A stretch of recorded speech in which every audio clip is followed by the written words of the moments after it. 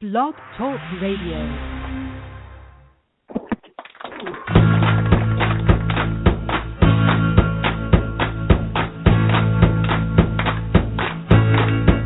I was a hard-drinking sinner with blood on my hands. I was a hard-drinking sinner, a gun in my hands, drinking 40 pounds for dinner till I met a big man. And the man said, how do we do? How do we do? How do we do? How do we do? How do we do? How do we do? Well, I feel like reborn.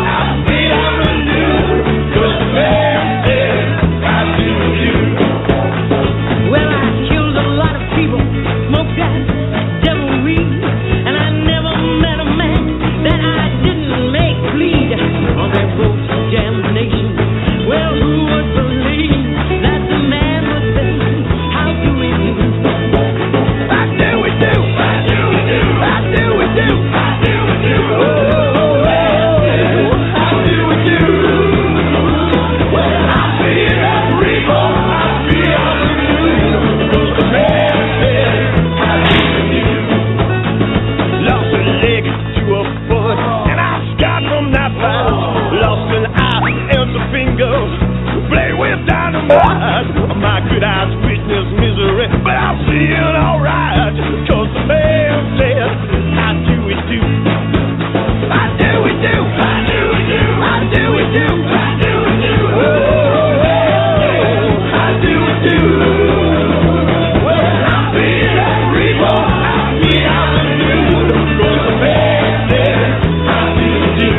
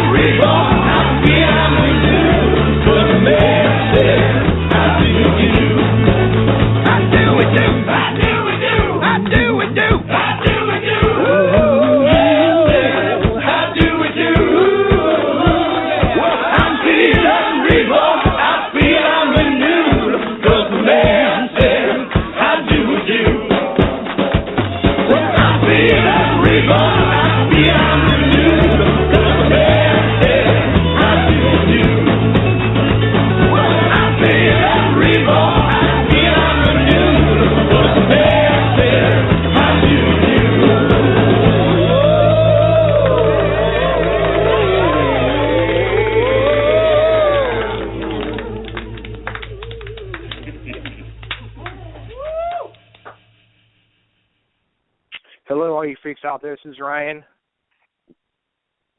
And this is Holly. Damn, took you long enough. I thought you fell asleep on me. I was like, oh shit. Holly done passed out on me. Never. Doing her shots of tequila. I never be asleep on a night like this. Yes, it's Monday night. Some people think the party stops on Saturday nights. No. It keeps going. It skips Sunday because that's, Sunday, but Monday night the party continues. Yes, exactly. So did you have a good Thanksgiving? Yeah, it's all right. It was all right? It was all right? It's okay, yeah. You eat a lot of turkey? What about you?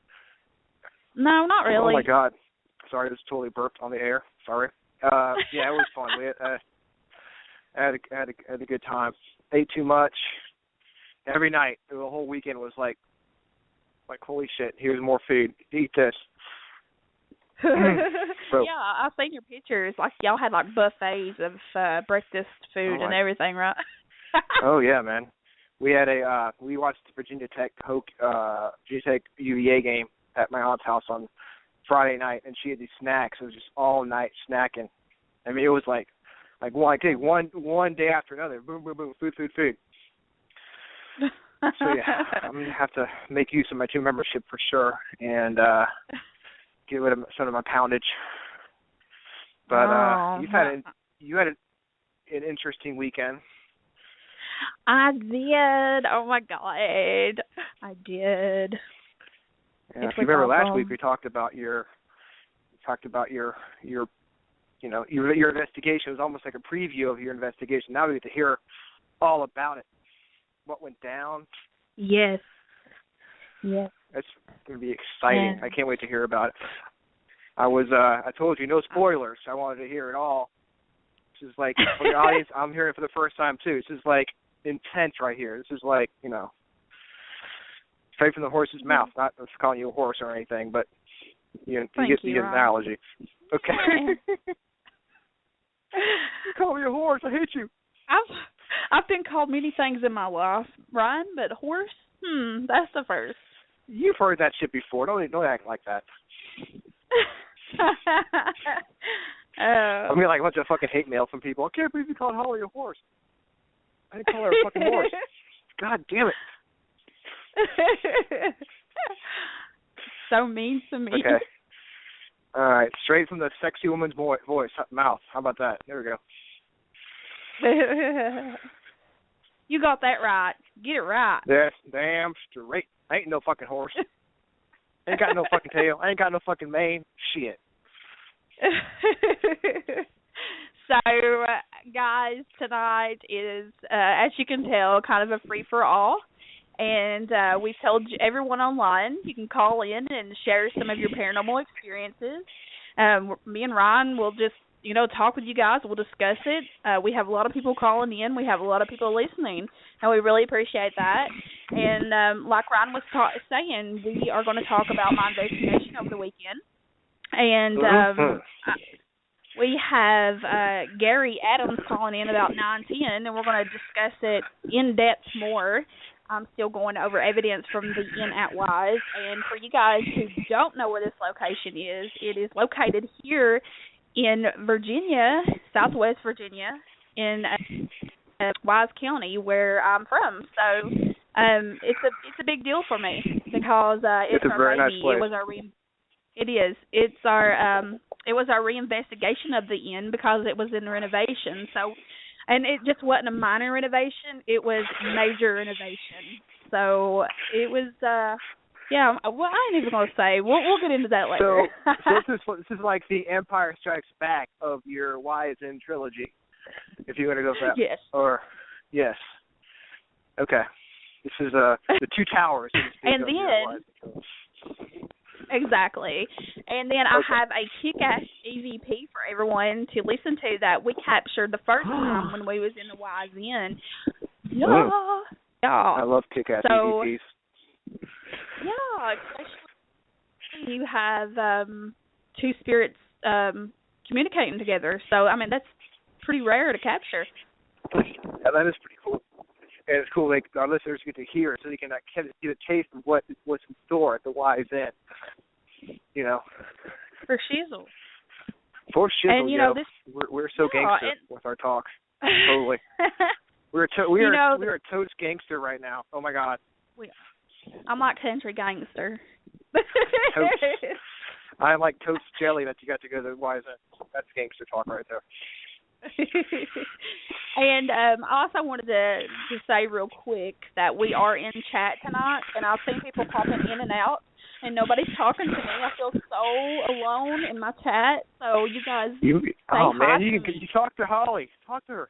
She likes to talk dirty. Talk to her. She likes it. It's good stuff. Oh, you're so funny. Yeah. But. So, yeah, we have Gary calling in to talk about the Wise Inn, which will be fun. Yes. And I can't wait to hear some stories tonight. And, heck, I'll share some of mine. And, Ron, you can share some of yours, and we'll have a good old time. Oh, and if no one calls in, we'll just talk about random shit, because I can do that too. Speaking of random shit, I saw your post on Facebook a few minutes ago about who would win in a fight. Right, between which ones? The Gandalf one or the Dumbledore one? Or the Han Solo one? That one. No, that one. All right. The Gandalf or, yeah. I say Gandalf. Yeah. Ah, shit. I don't know, man, because I'd say Dumbledore because he knows more, like, spells and shit. Well, can, so like, does Gandalf. Well, But Gandalf... I mean, the only thing I saw him do, he get his ass kicked by the other wizard. Listen. I forgot his name. You see that... Saruman. Listen. You know that big... one. He's got a big staff, and he can use that. So, yeah. And it's just not a regular staff, either. It's a kick-ass staff. Well, then Dumbledore has a kick-ass wand. What does he have? I mean, Dumbledore's got a wand. I mean, it's not like he's... bigger. It's not like he's fucking... Yeah, but he doesn't even have to get close to him. Just, go do some magic trick and boom. I don't know. I'm saying if hand-to-hand combat, I go with Gandalf. But as far as, like, magic, I might watch epic showdown between Voldemort and Dumbledore in the Order of the Phoenix. And that Dumbledore's got some skills with her Z at the end. I don't know. But we've got a caller, and I'm just going to go ahead and put him through and see what we got. How about it? Put him through. Yeah. Okay. Go for it. Hey, you're on air. Hello. Hello. Hey. Hello. Hey, how's it going? Hey, this is Heather. How are you guys? Hey, Heather. How are you? I always call in and see how you guys are doing anyway. We're doing great. Great. I'm from North Carolina, so I know about the Wise Inn and everything like that. So when you have major renovations and things like that, yes, I do. Being from back east, whenever you have major renovations, you're going to have major people talking to you. Yes, this is true. What they don't like, what they do like. And they can mess up people. They can mess up tools. They can mess up the owners. They can mess up paranormal investigations. So I'm saying, you got that right. Most definitely. The inn is it's something, I'll tell you. Yeah, I have a friend of mine who lives in Charleston, and he went there one time, and he said, I am not going back there. And I went, why is that? And he goes, it's creepy. And I'm going like, creepy, come on. I bet you was like, let me in. No, well, the thing is that I live with 10 ghosts. Oh, okay.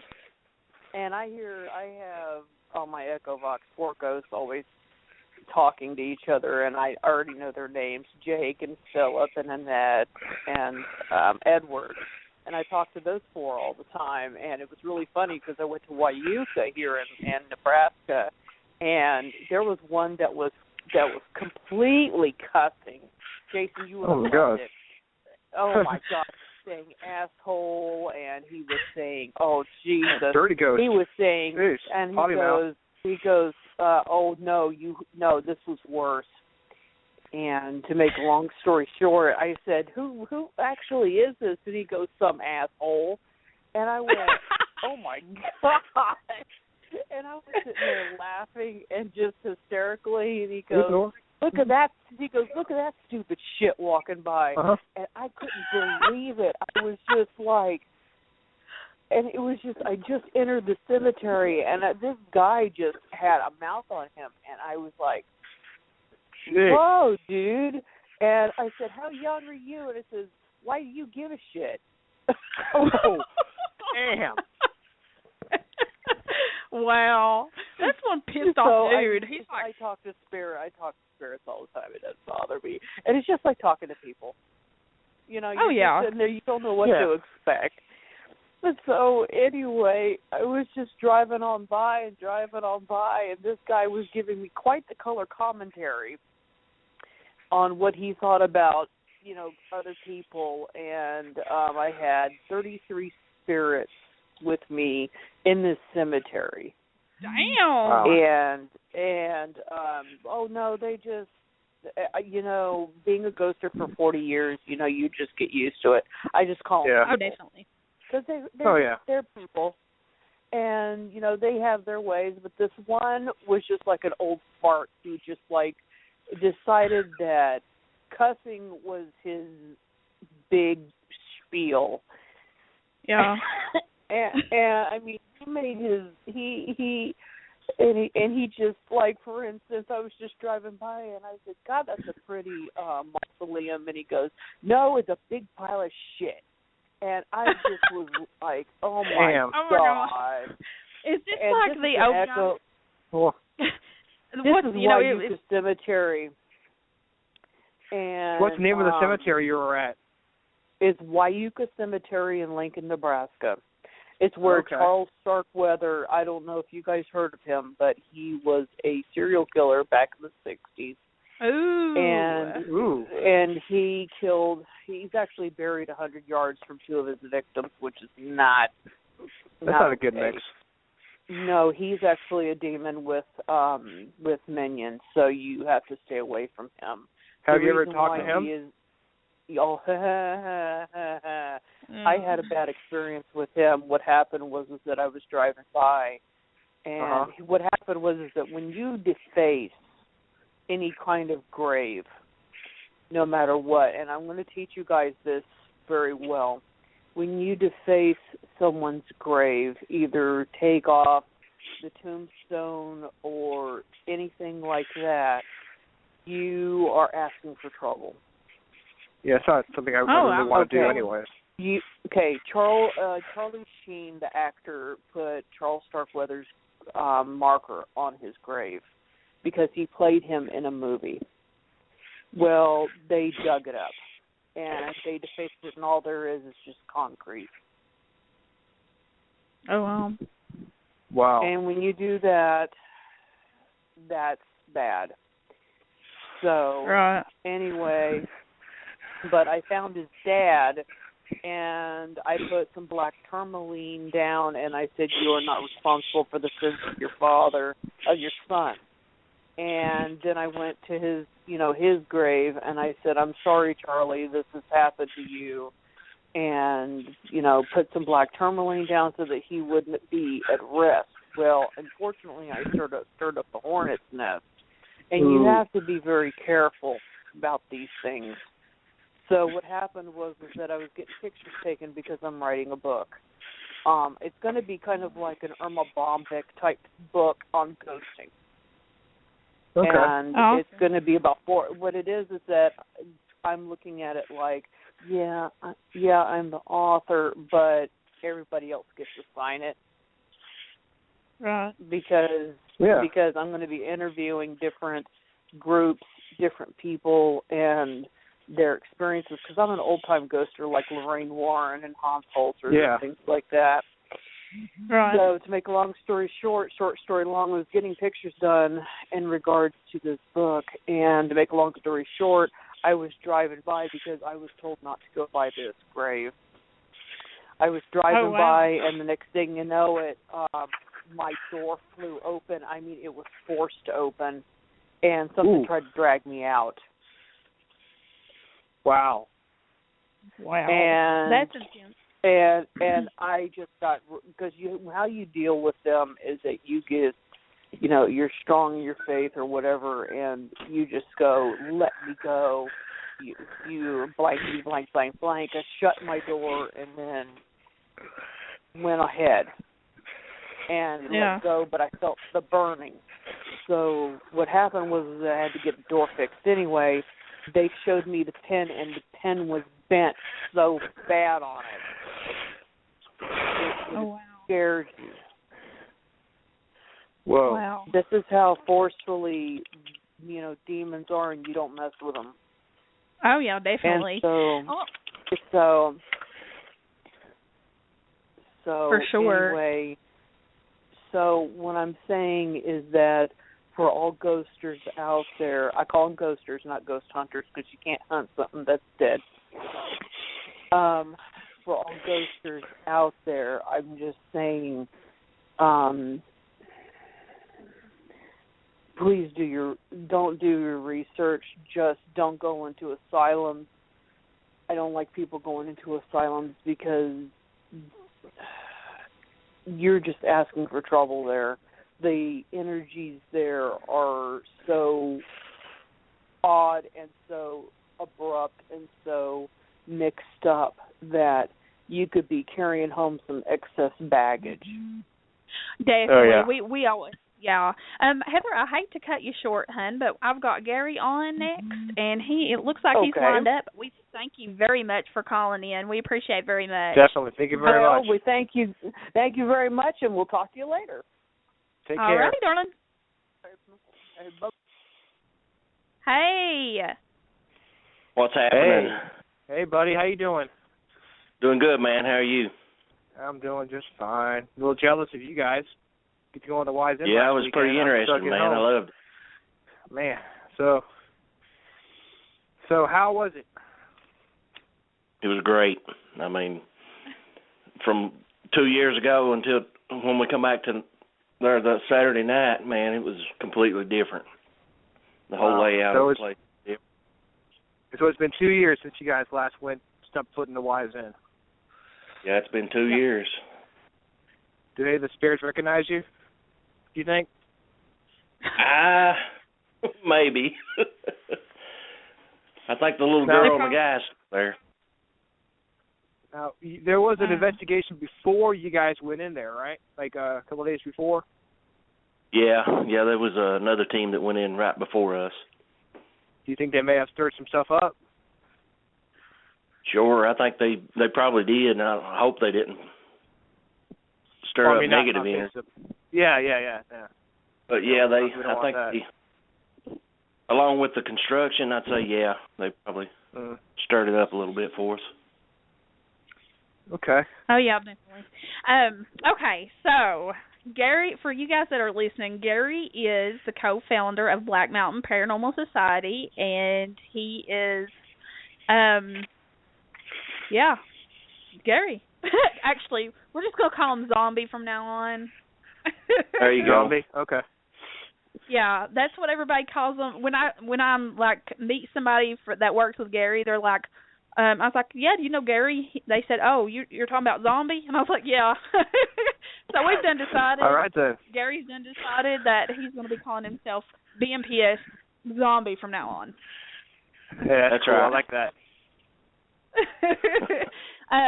Okay, to get this started, before we even start talking about what went on at the end, and I am currently going over evidence, and I can say and give you all a teaser that we've already got one EVP already, and I'm just going over one of the second files into the investigation.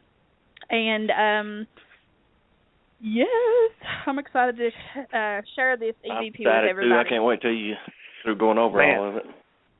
I'm excited too. Yes. I was even there, and I'm excited. The EVP that you guys are going to hear once I bring it up here, it's from the inn. It's from our first investigation there at the inn. The tap room, which you will hear us talking about a lot. Our audio recorder was in the basement in the tap room, and this used to be an old bar back in the day. And nice. Yeah, the audio recorder was left alone. Everybody was upstairs. Yes. This is actually two spirits going back and forth, and I'm going to play it, and then I'll explain. Okay.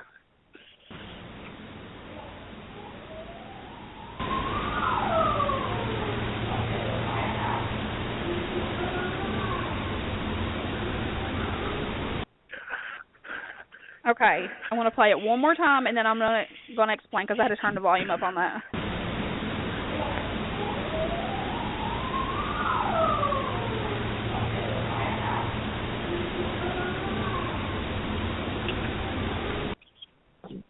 Okay. Yeah, it's still good. So. Love it. Ooh, that's pretty cool.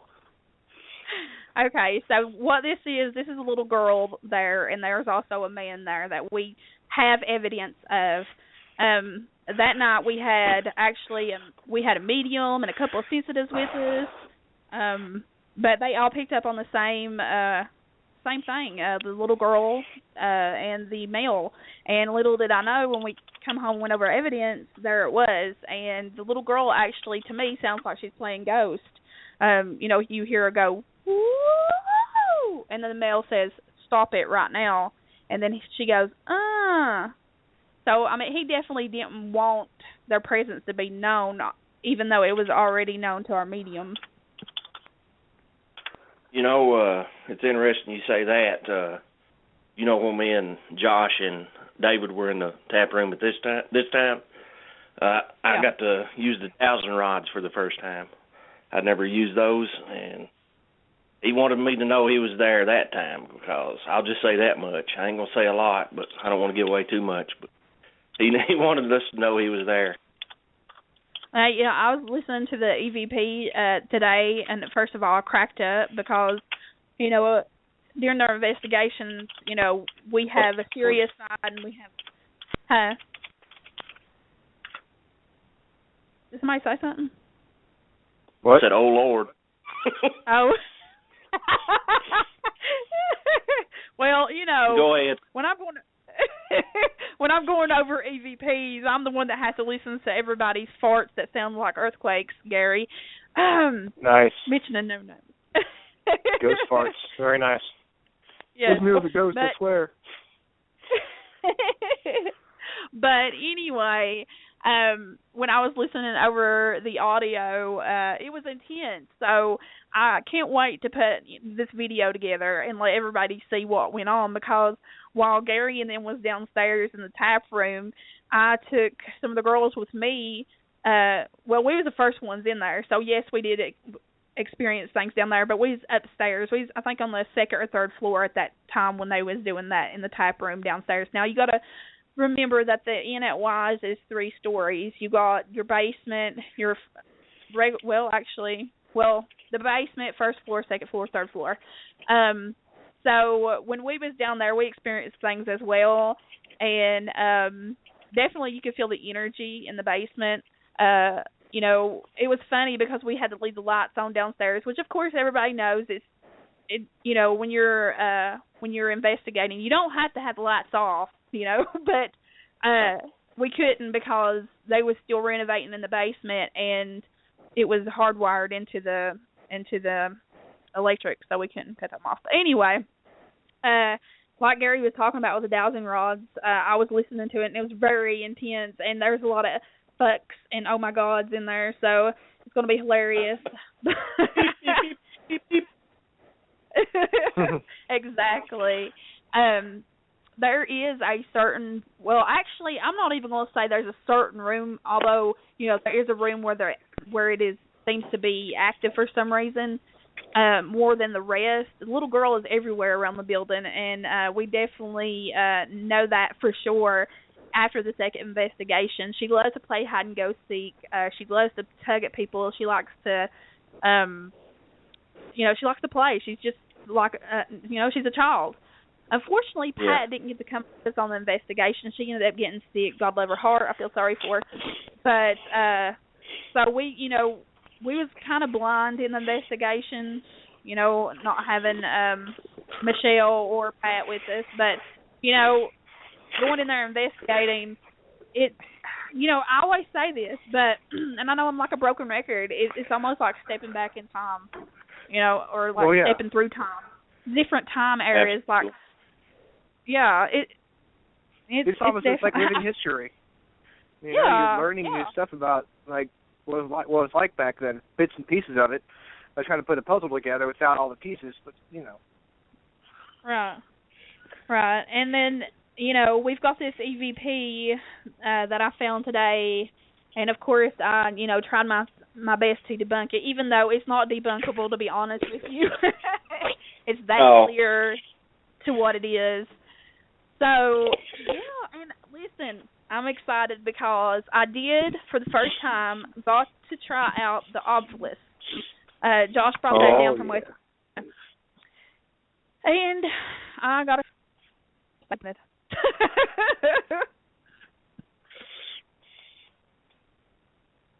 Yes, Holly, you were? Tell me why. Okay, Ryan, I will. Well, I didn't hear what you said. You got really quiet. I'm like, well, what'd you say? Okay. All right. Well, all you did. Tell me why. You're walking. No, I'm walking to the trash can, but anyway. I'm not. You know. Speak up. Anyway. Yes, I got to use the Obelisk, and I was like, I grabbed it like it was mine for the rest of the night, and it was. I held on to it for the rest of the night because I had never used one. I wanted to see, how it worked in the field, and at the end of it, I was like, you know what? I still love my audio recorder, and I think even Josh, it's Josh's piece of equipment, but we both felt like, we don't really like it that much. Because unless you have, like, very accurate information on the location that you're investigating, or if it says something like, yes or no, or, even then you're a skeptic of what the answers you're getting from it. Yeah. But, it was fun to try it out. It's always good to try out new equipment. And what better place? EVPs are, you can't debunk that. No. For sure. No. And that's what I like. I like the audio recorder. Give me an audio recorder and a flashlight. I'm good. Yeah, you don't need all that fancy equipment. So give me a nice digi, or hell, if I use my phone, I use my voice recorder on my phone to get my EVPs, and it works just fine. Oh yeah, even a video recorder. David came with us on the library at the college, and he got a EVP on the video recorder. Yeah. Yeah. You don't have to have like $100 digi just to get EVPs. I agree. Well, you know what? Hello, if you're doing this and you have some, high-tech equipment, good for you. That's awesome. But we don't. We're poor. Yeah. I'm not knocking the high-tech equipment. It probably works. Probably gets a lot more, has better range than what I have. But, for what we can afford, it works pretty well. You know what I feel? I'm like, it's just more I have to carry. Because I already walk around with a flashlight, audio recorder, ghost box, everything else, Well, it's like that guy was talking about the other night on a cryptid episode with that fucking $1,600 camera or whatever. Oh, that's too much pressure. Yeah. I'd be too nervous to cut that shit off. I'd be like, oh my God, I'm gonna break it. That'd be me. I'd drop it. Push the wrong button and erase every single file that's on the fucking camera. Oh my God. So yeah. That'd be me. But yeah, totally. I've got to tell this one. On the investigation we had, Nicole Green, she's actually, the one of the ladies in charge at the end, and she was along with us, and Christina, her friend, was. She also works at the inn as a manager over food service. But anyway, I had the two girls with girl power. So anyway, we was up on the third floor. We was up on the third floor in room 331 up there, to be exact. And we started, freaking out some. And Christina wouldn't leave her. She was sitting in the chair and she would not leave. Like, she would not freaking move. It got so intense. So why were you freaking out?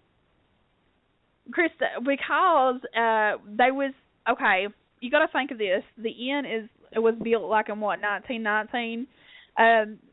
The higher you get in the building, the more awkward the rooms get.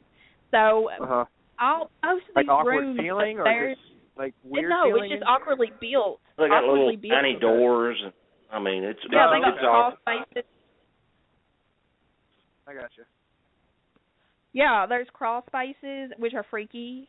But we ended up debunking one of the doors that kept slinging open, because what was happening is the wind was going like crazy that night, and it was getting in between the rafters and coming up through and messing with the door.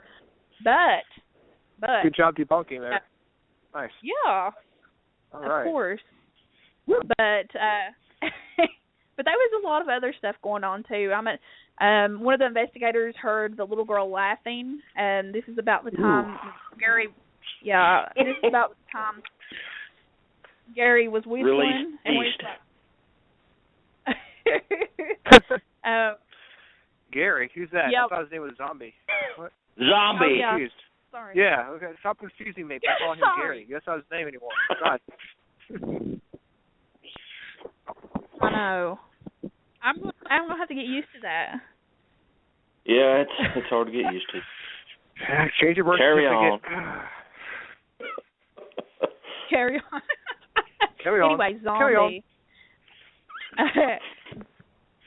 Yes, I will. My wayward son. There you go. But I say. I know. But anyway, Speaking Gary of- was Go ahead. Who? What? Since I'm interrupting you already, speaking of Nicole and Christine, they're listening tonight. I wanted to give them a big shout out. They was awesome. Nicole and Christine. Letting us come in, they were awesome. They were. We made new friends at the end. Yeah, we did. And they fit in with us, our craziness, in a good way. That's awesome. Yeah, that is we're cool. We're actually going to be doing something with the Inn in October. It's going to be kick ass. Yes, it is. I can't wait. I'm already planning for October, baby. Woohoo! Woo! That's planning ahead. Well, actually, in December, this month, December the 20th, yours truly, Mr. Zombie, will be playing Santa Claus for the Wise Inn for Breakfast with Santa. Well, that ought to be fun. Oh, cool. Santa Zombie. Nice. Yes. Zombie Claus. There we go. So all you bad little girls, remember to go to the inn and sit on Santa's lap. Absolutely. That's right. I thought it was hilarious because, we're always, really respectful when we go in a place. And, when we're around other people, we kind of test our limits on how we can act. But with Nicole and Christina, they was just, like I said, they was right there with us. And we was doing the intro for this video for the Wise Inn investigation. Oh, yeah. Is that those blooper videos you put on Facebook? Yeah, Josh was like, "You already putting bloopers up?" I was like, "Hell yeah, I gotta let people see this. It's funny." Holy shit, this is like fucking behind the scenes shit, like Blu-ray fucking awesomeness. This is cool. I like those. Yeah, so that's my favorite part of movies is the bloopers. Yeah, man, the day reels are the best. Yeah, but anyway, it was hilarious, and they was just laughing the whole time we was trying to do it because it was my fault because I got on there and was like, I went all blonde. Well, the first time it was my fault because David said he was going to flash a light when he was ready, and he never did flash the light. I was like, silent.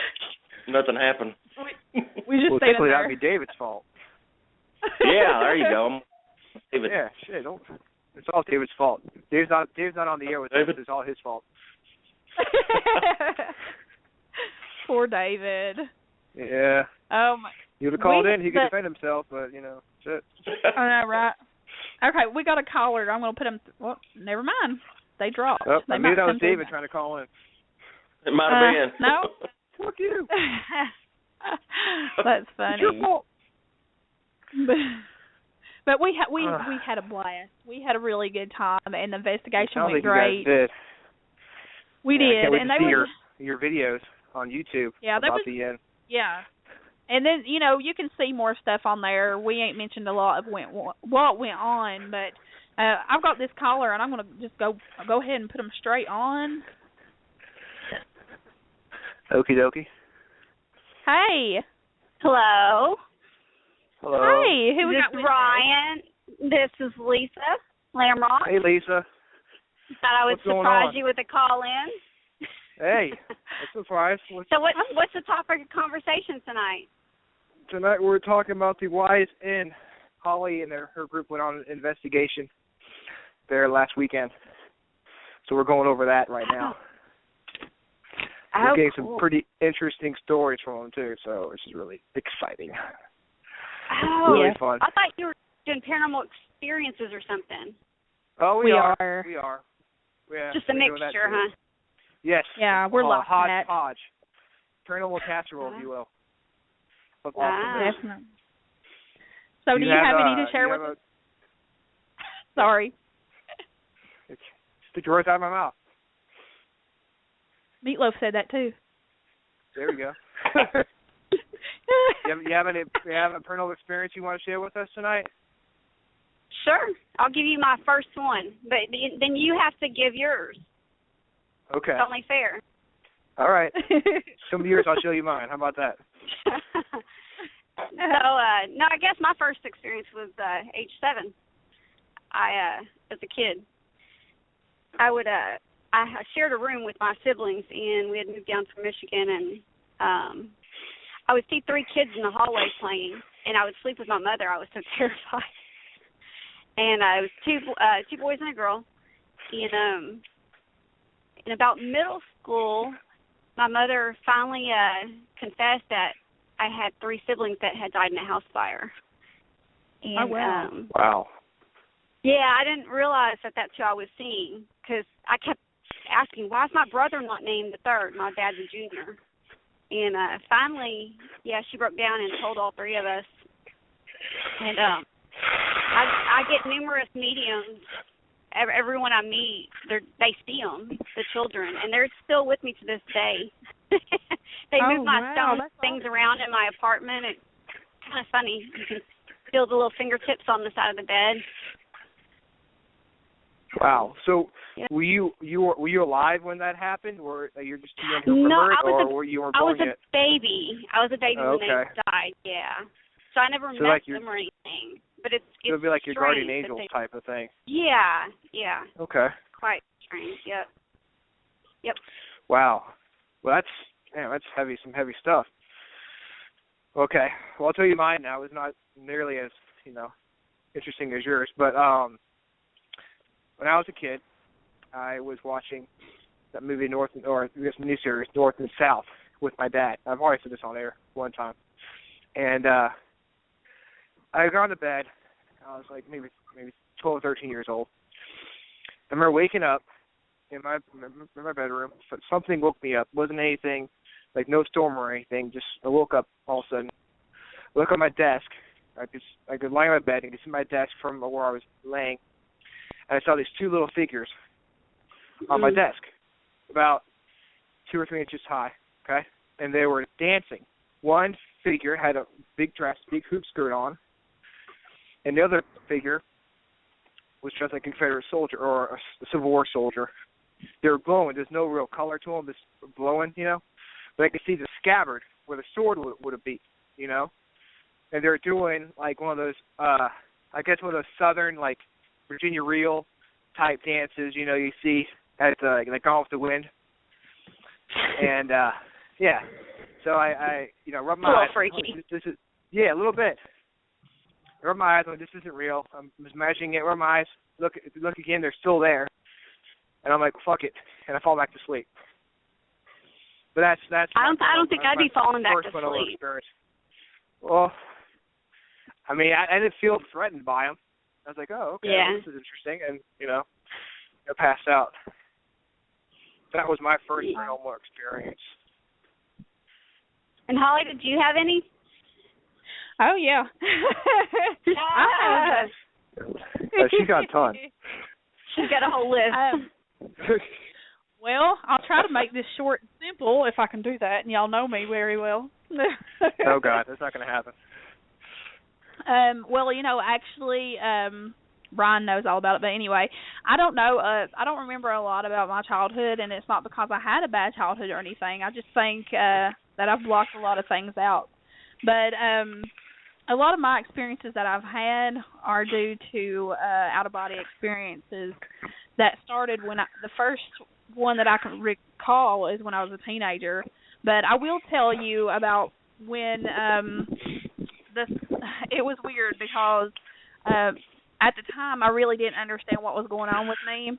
I was laying in bed. I had 3 of my boys in the bed with me, and of course I was asleep, but for some reason I woke up, and when I did, there was this man walking toward me, but he wasn't normal. I could tell it was a man. He was wearing a flannel jacket, a hoodie, and a pair of blue jeans and a pair of shoes, just tennis shoes. But Now, was this out of body, or you actually woke up? I'll get ready to explain that, but he was actually green, and he looked like a goblin. And at the time, I was thinking, what the hell is this? I was scared. I shoot straight up, and I hover over my kids because I'm thinking, what the hell's going on? Now I can explain that. I can explain that now because I do believe that I was out and that I just seen this, because when you're at a lower vibration, when you're in astral projection, you see like all the astral travel, you mean? Yes. Like, is that? Yes. Yeah. Yep. And every time that I've done this, and I've had many experiences with it, it's not something that I laid down to start to do. Now I do, of course, because it don't scare me anymore. But the further I've got into researching it and everything, I've realized that most of the things that I've seen, and that guy wasn't the first thing I've seen. I've seen little creatures, and once I started researching, Ryan, I can hear you breathing, baby. Anyway. Well, so shit. If I'm not breathing, that's a bad thing. You got him on a treadmill over there, or what? I'm just messing with you. Got my Darth Vader respirator on right now. But anyway. No, that's awesome that you can go into the astral travel yourself and do that. Yeah, well, I'm still working on it because that kind of triggered something for me, especially when I started investigating. I really didn't quite understand it, and I've never, ever had been read before by a medium. And I ended up getting read, and the guy tells me that, because I didn't understand why I was doing this, and he said, well, you're awakening. This is kind of a crack in a wall. Think of it as a crack in a wall, and you were just, as you keep going, that crack's going to keep getting bigger because you are going to be exploring it more. And that was so very true, because from that moment on, I just started really getting deeper into my spiritual self. And I remember the first teaching time me about spirituality.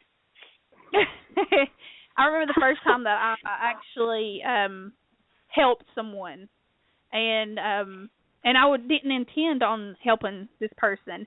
It was a client that had messaged us, and how I usually get to the bottom or root of things is, of course, how every investigator does, by asking questions. And so I started asking her questions because she thought for sure she had something evil around her, and she was so scared. So I started asking her questions, and all of a sudden I start hearing a humming, and I was like, okay, what the hell is this? I was like, So, I was like, okay, I'm not going to say anything. So as I keep going on, here goes my head. It starts hurting. And then all of a sudden I see these initials.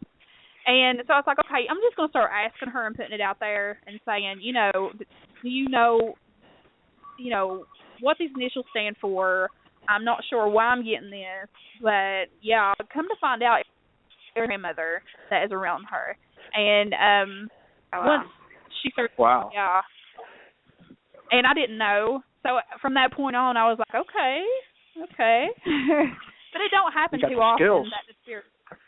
Well, not really. It don't happen too often. But when it does, you better be damn well sure that them spirits are wanting to get through and make their point known. Yeah, that's awesome. Well, they want to be heard. That's for sure.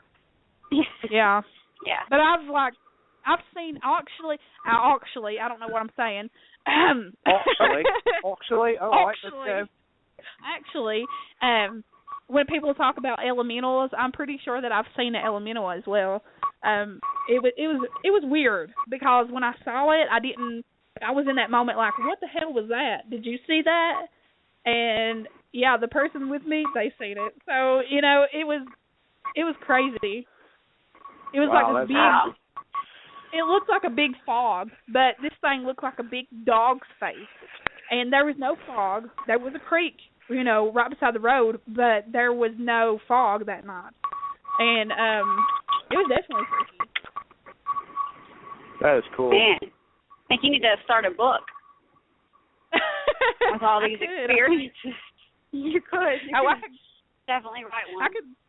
I could go on, and then my son, we've dealt with this spirit with him, and not only him, but the spirit was connected to one of our clients that we helped. So it's funny because my How old middle is child. Your son?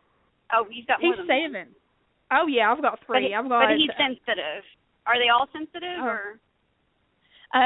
2 of them are, and one of them is like, hell no, I don't want to have nothing to do with this. So he's shut it out because what he sees is all bad looking. And he's also, he's ADD. Poor thing. My one. We knew that he had the ability, and then as he's gotten older, he's kind of shut down, and he won't really talk about it. Yeah. I had no idea about my youngest until he comes to me one night and says, "Mommy, I can't sleep." And of course, me being a mom, I was like, "Oh, go back to bed, lay down." He's like, "I'm hearing a boy screaming." I was like, go lay back down and then see if it goes away." Well, it didn't go away. He got up not even 5 minutes later and come to me and said, "Mommy, I can't sleep. This spirit, well, it wasn't a spirit at the time. I didn't know who it was or what it was, but I made him sit down beside me." And I said, "Jonah," I said, what are you seeing? What are you hearing?" He said, "I'm hearing a boy screaming." And he said, "I see skulls everywhere." And I said, "Okay." He's like, "And I feel like there's someone standing behind me." Now, at that point, I got chills because, I deal with people and houses, and I've dealt with it myself. But, it's your child. So, I said, "Jonah, Mommy wants you to close your eyes." Oh, yeah. I said, "Jonah, Mommy wants you to close your eyes, and I want you to tell me what you see." So he closes his eyes, and he says, "There's a guy standing behind me, and he's in army clothes." And I said, "Well, can you tell me his name?" And he said his name's Jonathan.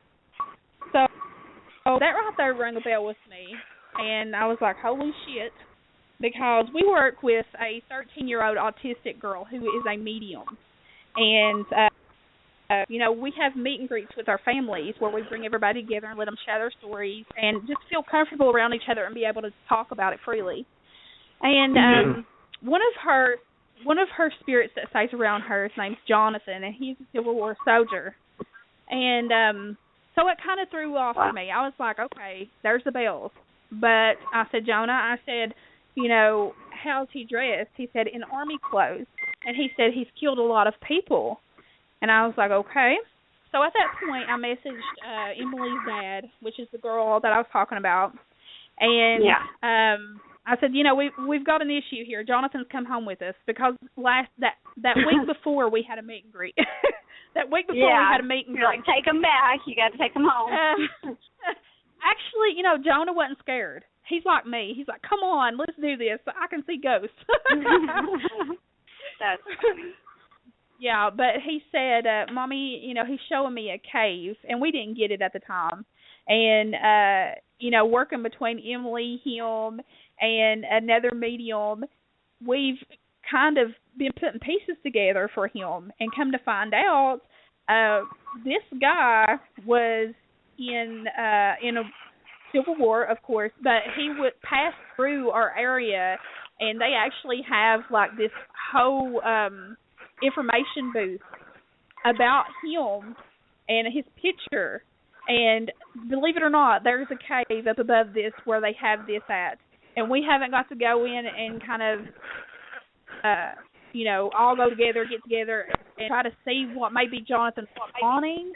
But it's definitely like puzzle pieces. And Jonathan ain't around Jonah as much. He pops in every once in a while. But Emily did say that Jonathan stays around people who gets picked on a lot. Like, he does not like bullies, so he's a very protective spirit.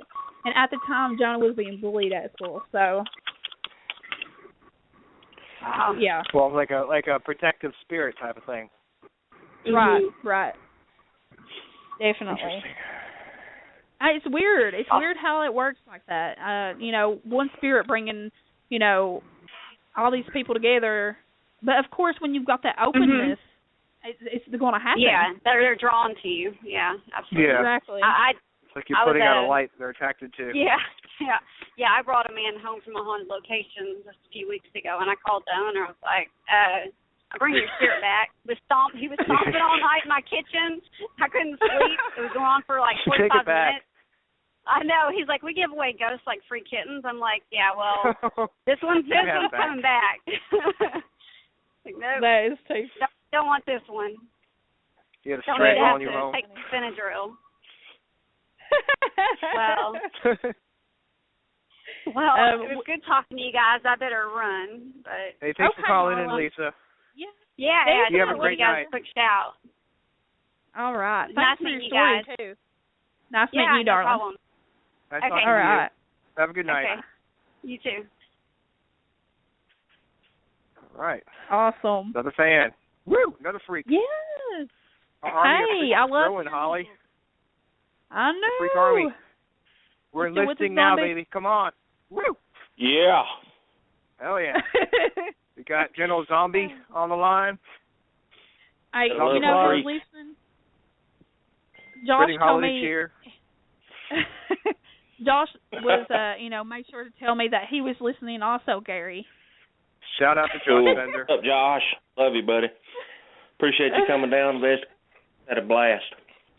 Yeah, for tell me sure. you to come up to Richmond and do some investigating up here. We got some good ass shit up here. You need to bring us I'd love there to. to Richmond. Come on up. I know. Black Mountain, Absolutely. all seeing. Join investigation Yes. somewhere.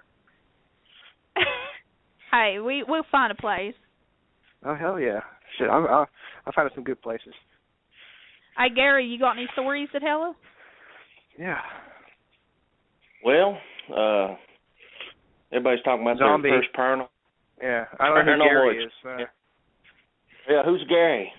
What the fuck? who's imaginary Gary person you keep talking about? Okay. Believe it or not, before I got into Black Mountain Paranormal, I never did get into the paranormal much.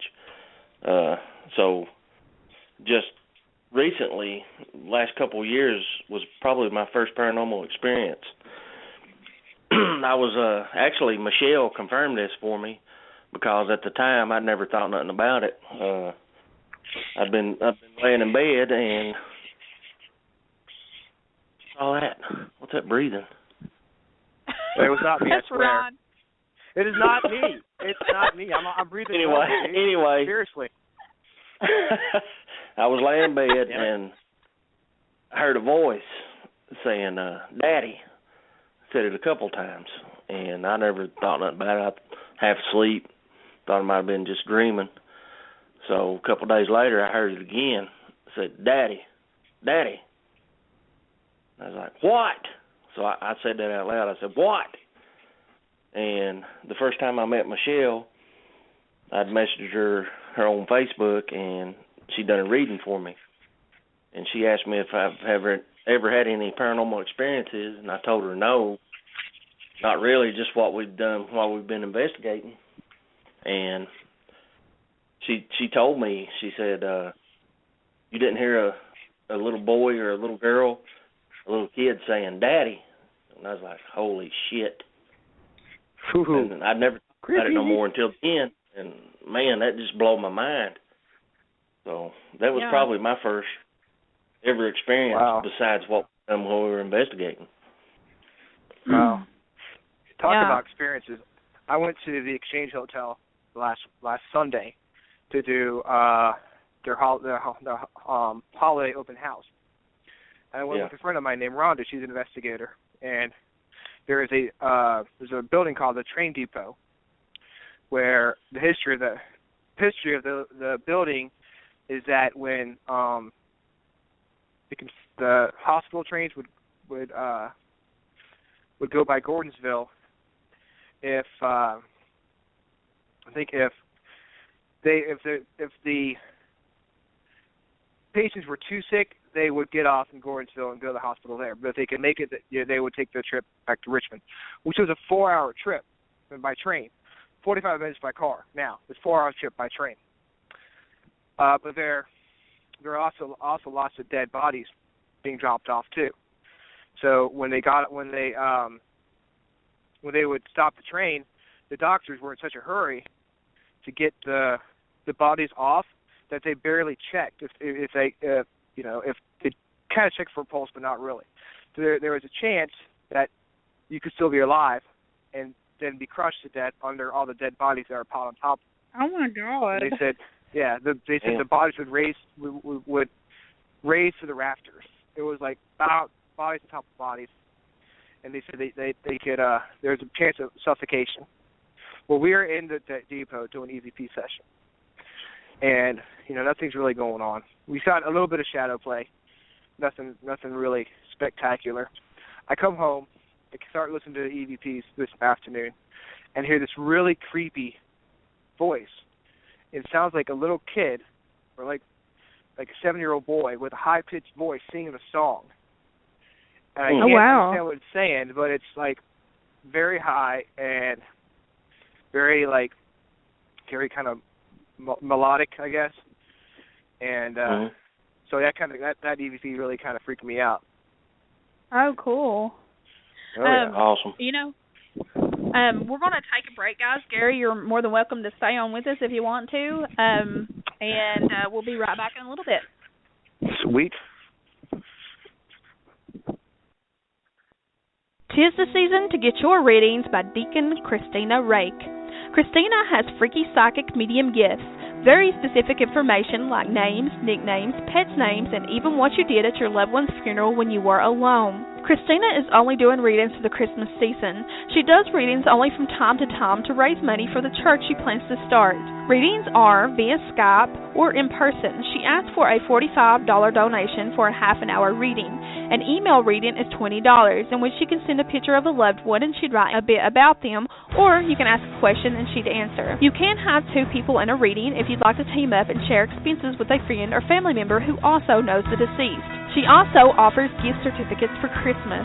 Christina also offers blessed religious objects for donations, exorcist medals and crosses, St. Michael jewelry, even holy water. She also has a collection of excellent talks from angels and demons to the top 5 killers we all have in our head to why the Bible says it's okay to be paranormal, psychic, and medium. You can email her at myoldcatholic@gmail.com for more information or for a catalog of items.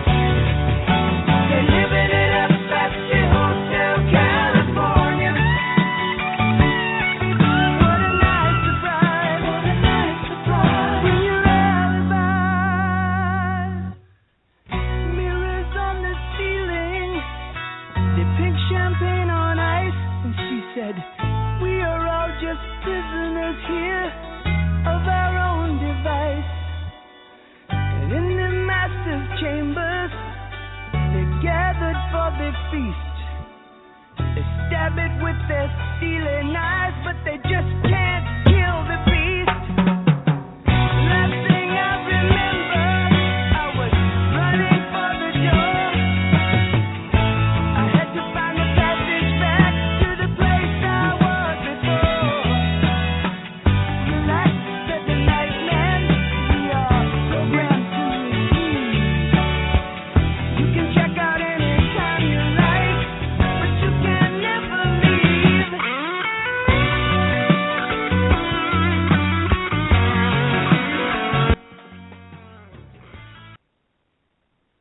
Okay. Ryan, Hello. Yes, I'm here. are you here? What's up? Yes, I am. This is my love doctor voice. What's up, guys? I'm awful. Let's get freaky. You cut off before the best part. All right. You were sitting here complaining. You said, God, you had to pick the longest song on there. I said, cool. I said, oh, cool, long song. I said, cool, not, oh, I had to pick a long song. Oh, my God. I was all happy about it. I like that song. But my favorite part is at the end. It goes, sorry. All right. That's all my bitching. Hey, before we get back into the paranormal discussion, I want Gary to do some impressions for us. Who? Oh, zombie. Did you say? Zombie. Yeah. Zombie. Oh, okay. Zombie. Go ahead, Gary. I mean, zombie. Shit. What do you want now? Oh, you know what? Are you trying to get? Oh, Mr. Hank Hill, King of the Hill. I'm looking for a tap and die and some WD-40. Oh, that's good. Keep on going. For some reason, I have that Cranberry song "Zombie" going through my head right now. You know, zombie. You should have played that song during the break. That would have been funny. They actually sang that for me at work all the time. It's your anthem. Oh, that's cool. My God, is she still talking? Good golly. This is what we did on the investigation Saturday. Listen to Gary do his impressions. You gotta have fun every now and then. That sounds like a lot of fun. It is a lot of fun. Hey, like I tell everybody else, when you go into an investigation, all serious, these ghosts are going to be like, what the hell? These people ain't no fun. I'm going to give them no good evidence. Yeah. Well, yeah, you got to be yourself. You can't be like, oh, blah, blah, all serious and like, because it's fun. If it's not fun, it's not worth doing.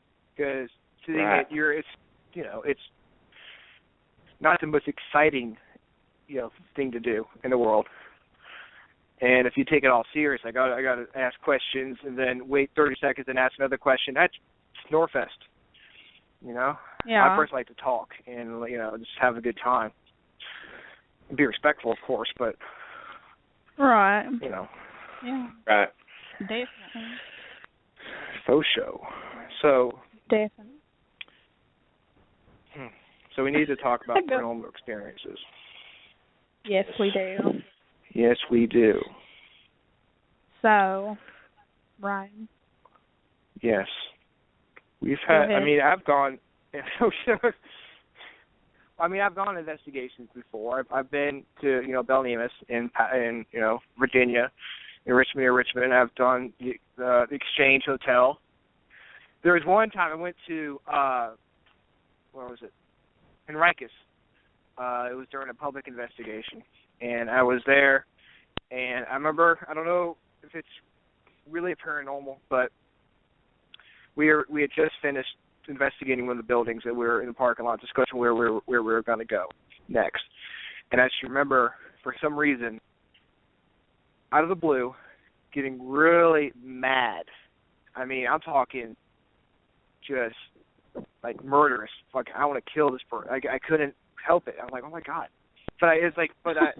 In my head, I couldn't tell why I was getting mad. I just felt this really anger at the people who were talking, and at this day, I don't know what came over me. Yeah. It's nothing. Once I started walking away, I started walking towards the I saw a fox walk in front of me. That's interesting. But started what does the fox random. say? Hey, what do you say? Sorry, he's not answering. He's not talking to me. But yeah, I thought that was kind of weird. That is weird. And let me tell you, speaking of paranormal experiences, I really wanted to cover, because I did see your post, Ron, the wood boogers, facials. Yes. Are they good for your skin or not? I've heard they are. But would it take wrinkles away? They do. I've been using it for years now, and people's like, "You're 30? No way. I thought you was like 20. I'm like, it's the wood booger facial, dude. I thought you were 13. What the hell? Well, see, there you go. It's working. Nice. 13 with 3 kids. Yep, welcome to the pound. Woo. That's right, Bobby. But yeah, I've seen people posting like, "What the hell" on your post, and like, what, like, what is a wood booger facial? Yeah. I mean, Noxzema can eat the heart out. You don't need OxyClean or whatever. I do is get a good wood burger, give them a nice tug, freshly squeezed, and you will feel so much better. Yeah, I mean that's like a paranormal product. Yes, paranormal product. Yeah. So since we're on the serious note, I'm going to tell a story. Really.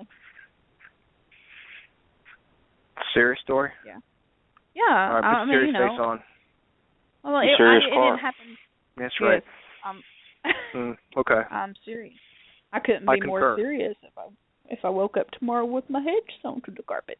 Okay. Anyway. Well, that's serious. Very serious. It is. But anyway, this is actually an experience my cousin had, and I tell it because I know he wasn't bullshitting nobody, because he was such a skeptic of ghosts or spirits.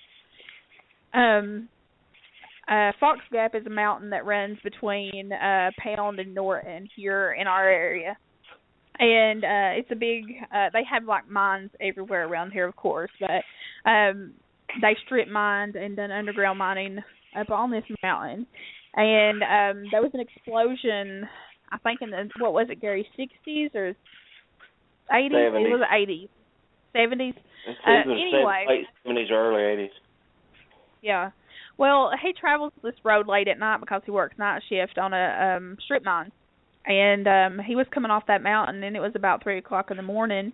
And he said that he seen this light, this like somebody would like broke down on the side of the road, and this guy was walking or something. So, of course, you know, he did think it was weird because he had the old timey mining light, and you could tell around here what they look like because they're much bigger. So he like the helmet on the head, like you see like on the old time movies, you know. Well, no, they still wear helmets like that, but the lights are much bigger back then. Okay. On there. Yeah, but anyway, he thought that, you know, somebody needed help, so he pulls over and rolls his window down, and he looks at this guy, and this guy has no damn face. So he like floored it. That could be damn. Yeah, he floored it, and then after that, he said, I'm not coming off this mountain alone ever again. Wow, that is freaky. I mean, to see something like that would be like, oh my God, I'm not gonna close my eyes for a fucking week after this. That shit's. Well, could you imagine? Well, my first thing, because it's fucking scary as hell. Yeah, I mean, could you imagine though? Because I'm like this. Even though, yes, I believe in, you know, of course we believe we've had our own experiences, not, you know, and it's kind of lighting us up, you know, not to be as scared, but. You know, my biggest fear is getting in the car at night and looking at the back seat and seeing a spirit there or something, you know? Yeah, I do it all the time, too. I'll look in my rearview mirror sometimes to look at the back of my seat, back of my car. Sometimes the shadow would kind of freak me out or trick me a little bit. I'm like, oh, shit, what the fuck was that? But mine was like if I'm driving down a windy road and, like, seeing, like, a fucking lady with a long white dress walking on the side of the road and driving past her and her ending up in my passenger seat. Like those ladies in white, whatever that show up. You don't stop. That's she'll everywhere. like make you crash or whatever. Yeah. Well, there's also around here. There's they call her Headless Annie. Gary. Headless Annie. That sounds like a fun story. Do you know the story, Gary? Yeah, I've heard it. Zombie. It's pretty creepy. Yeah, Let you tell it. Yeah. Go ahead, Holly. Oh, one of you tell us, because I don't know what it is. No, I don't know the full hey, story. Hey, you tell the story. Well, I heard that. Well, I don't know where it was supposed to be at because I've heard several different locations. But I heard she'd jump on your car as you was driving down the road. That could freak me out a little bit. Yeah. Yeah. Well, you know, going back to the... Is that based on a true story, or is it based on, like, did someone named Andy get their head chopped off on this highway or something, or is there something? Is there a basis to the legend? I think it's more or less just a legend.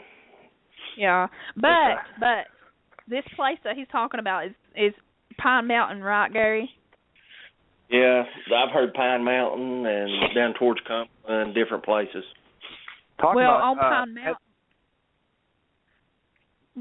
Listen, this is in Kentucky, okay? And if anybody goes missing, that's where they find them at. Yeah, and I don't mean to Pine Mountain.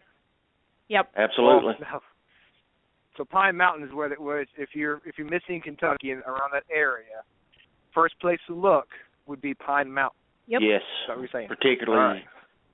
Particularly Little Shepherd's Trail. Little Shepherd's Trail. Now, is there a reason for that, or is it a good place to hide bodies?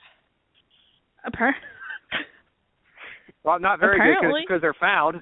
I guess they're not that great because they're found eventually. You know, let me tell you, there was one guy that went missing, and Gary, how long did it take them to find him? Long time. Let's just say this: the dude was bones when they found him.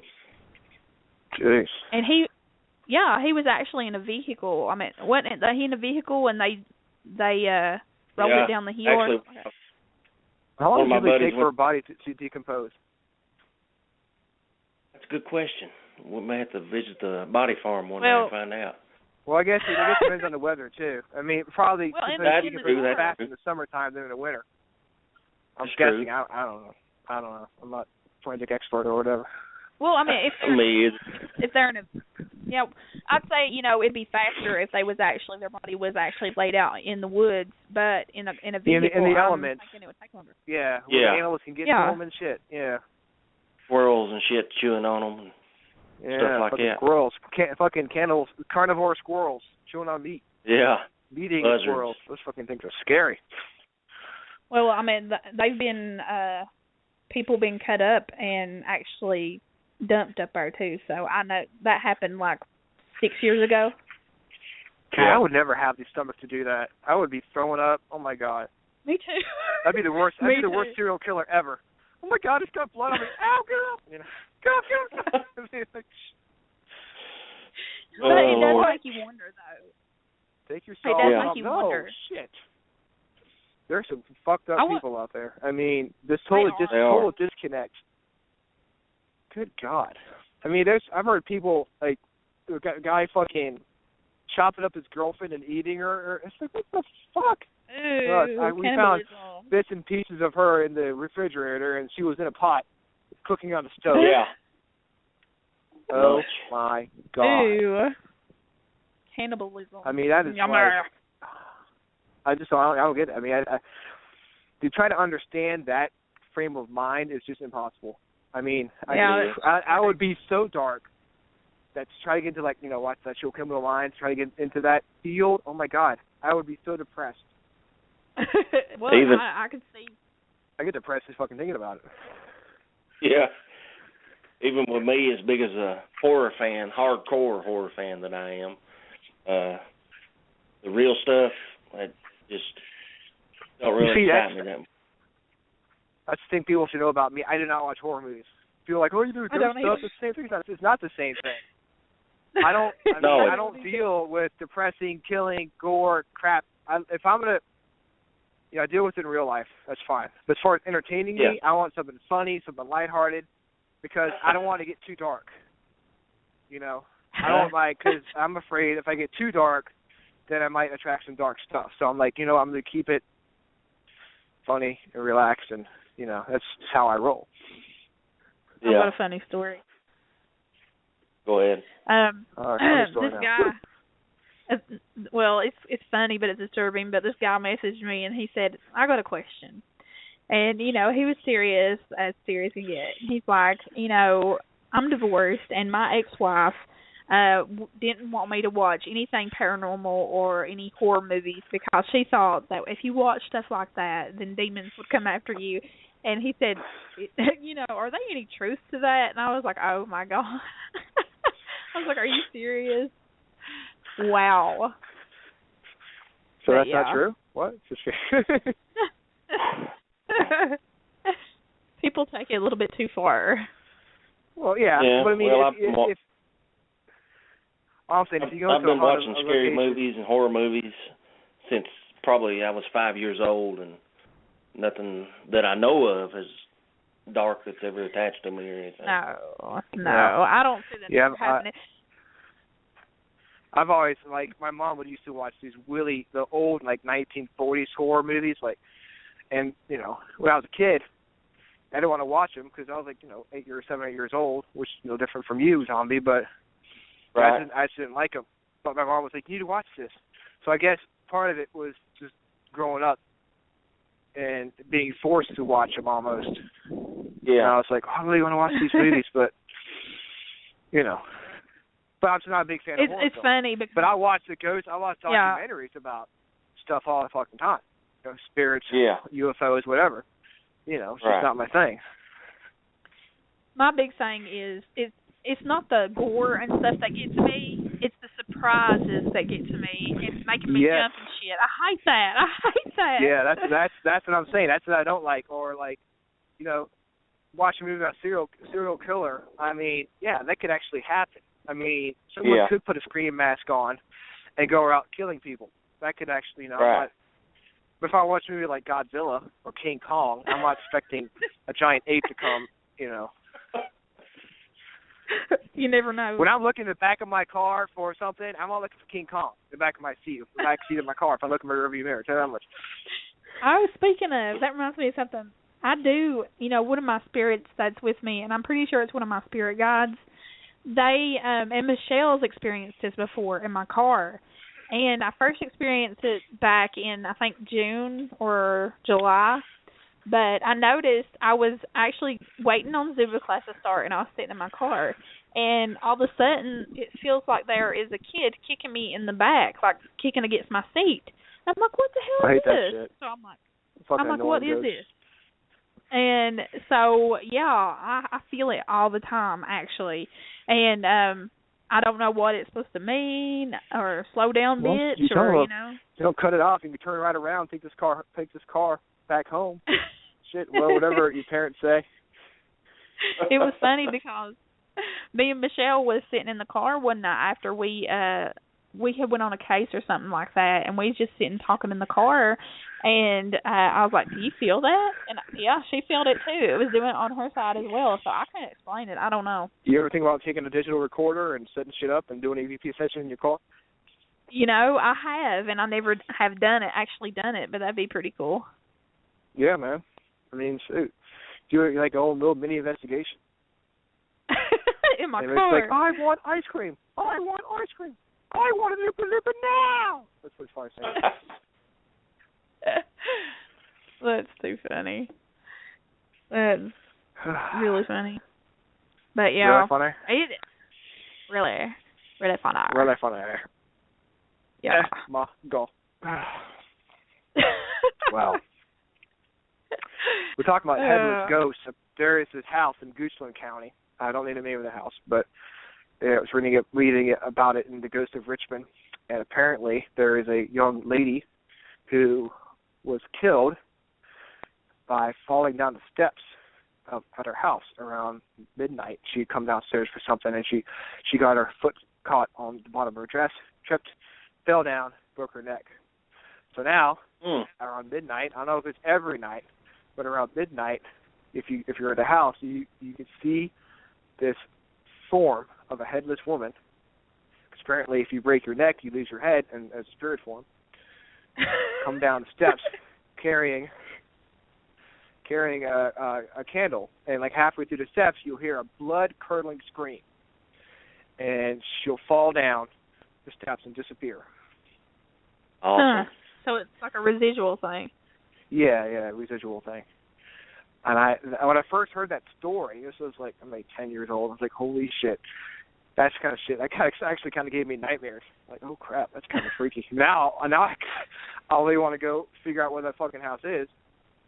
Yeah. And see if I can't, catch it. Oh yeah, for sure. I always said, what really, piqued my interest into the paranormal is hearing stories that my grandmother told.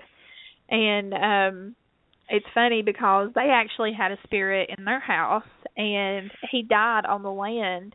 He was actually building a foundation to a house he was building, and the foundation fell back on him and killed him.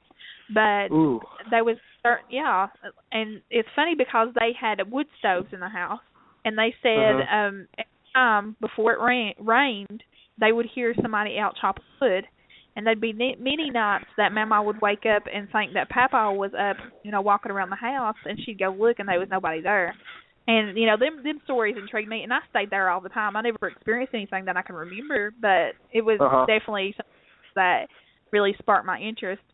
And one of the stories, I've got to tell this one because for all this time I've thought one story while it's really been another. My mama got in a really bad wreck over in Kentucky in the 90s, and she got slung through the front windshield of her van, and she was in really bad condition. She had, I think, like over 400 stitches just in her, like around her head. Wow. And and see, we always heard the story that was told to us is that Mama asked where the other person was that was with her, and we always thought, we was told it was her guardian angel or something like that. Well, last year I was cutting her hair, and I just got in the conversation of it. I was like, Mama, what about that time that you got in that wreck? And she said, that's not what happened. She said, what happened is when she was they put her in the ambulance, there was a woman there with her. And Mama didn't understand until that day that I cut her hair. I had to explain to her what was happening, but there was a woman there with her. And she said she stayed with her the whole time, even when she was back in the surgery room, and they didn't allow anybody back there. They wouldn't even let her mom back there. So she couldn't understand why this woman was allowed to be back there with her. She said she was dressed in older clothing, like a polyester dress, and she was holding paper bags. And the woman told her, said, I'm going to write down a number for you, and I want you to call this number and tell them I'm okay. So she writes down this phone number on the paper bag, and she hands it to my mama. So my mama gets out of the hospital, and 2 weeks later, she decides that she's going to call this number. And Mama calls the number, and a man picks up, and she explained what happened and described the lady and told him that she said that she was okay. And the man was freaked out completely. And oh my God. Mama says, what was going on there? I don't understand what happened. And I said, Mama, that was a spirit. What happened was Mama was, she was in and out, and that spirit just saw her and took the opportunity to try to get her message across. And that's what I had explained to Mama. And Mama was like, well, that's just scary. Mama. So the lady was not involved in the accident at all. It was just a spirit passing by. The spirit. Okay. Yep. Okay, I got you. Wow. So, I mean, that's some heavy stuff for your Mama to get to, That's freaky. It is freaky, because I was like, when she told me this, I was like, oh my God, and I had like chills all over me. But because this whole time we thought that, maybe it was a guardian angel or something with her, we thought the ambulance drivers and stuff saw someone there too, but they didn't. And I got the real story from Mama, and it blew me away. Wow, that's pretty. I mean, that's amazing. It is, and this happens to people all the time. And like Gary was talking about, he had experiences, but he didn't really think nothing about it until he had Michelle tell him, say, hey, are you having this going on in your house? and he had to think about it because we don't really put much thought into it. Yeah, a lot of people don't realize what's going on. Some people could have a conversation with the ghost and not even realize. Because, you know, if it looks solid enough, why would you think, well, that's where it stops you. It's not alive. You know, it doesn't have to be a glowing, that brings me to another story. See-through person. You know, it could look just like you and me. Exactly, and that brings me to another story. And this was last year as well. Me and Mom this was this year. We had went to Wendy's to eat, and there was this miner in there, and you could tell he was on his way to work because he was in a hurry. So I think he had a milkshake or something. And there was a little boy standing beside him.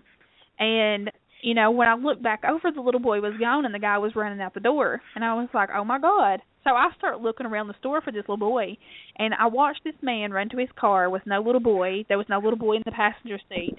And then it went, you know, I started thinking about it afterwards, and I was like, what the hell? I was like, there wasn't no little boy there. I was like, this had to be a spirit attached to him. And then it made me wonder the story, you know. Makes you wonder why he was agitated. You know, he was like, what, was he trying to get away from the little boy, or what? What's the story behind that? You know, I think the guy was just in a hurry because he's on his way to work. Now, as far as the spirit, I don't know if this was a child of his or something, but I could see that little boy plain as day. And I didn't think nothing about it until haunted McDonald's, Wendy's. Wow. I just, you know, I think that he was just attached to the man. I really do. That's what I felt at the time. So. You think so? Yeah. Okay. Yeah. Wow, that's interesting. Yeah, very. So yeah, had stuff happen. I forget about it. Yeah. I mean, there's a lot of times you're like, you know, some stuff happens. You're like, oh yeah, I remember that shit. There's like, I was walking through the river one time near my house, and this is at a dam where lots of people have drowned, I guess. Yeah. And I was walking back with my girlfriend at the time. We're walking back to the house, and all of a sudden it got really foggy, and I'm like, what the fuck? And I was like, it wasn't that foggy when it came down, but also it just got really foggy. And I was looking back, we're walking down this long trail.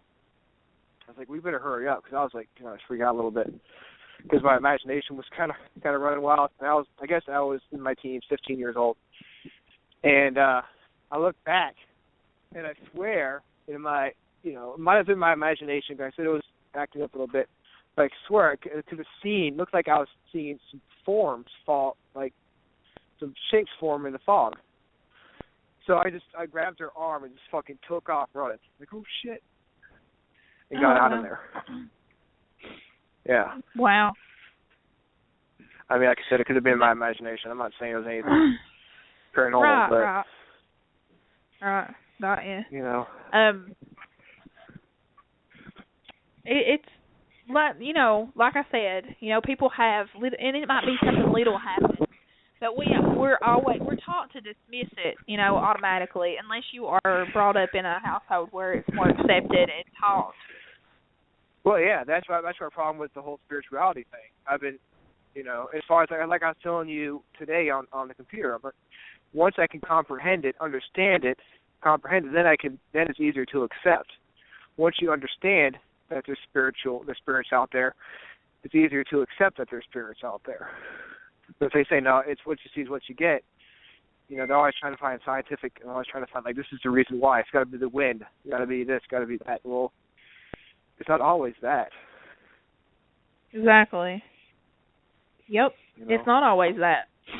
And that's like some people are, you know, of course I understand that there's evidence out there that's not truly what people think it is. I mean, it's obvious to some of the other investigators, but, you know, when you have, say, you know, like the EVP that I just let everybody listen to tonight, you know, somebody could come along and say, well, they could have been a little girl there, or was, you know, y'all could have been just bullshitting people and done that. I'm like, you know, there's always going to be people. That's hard.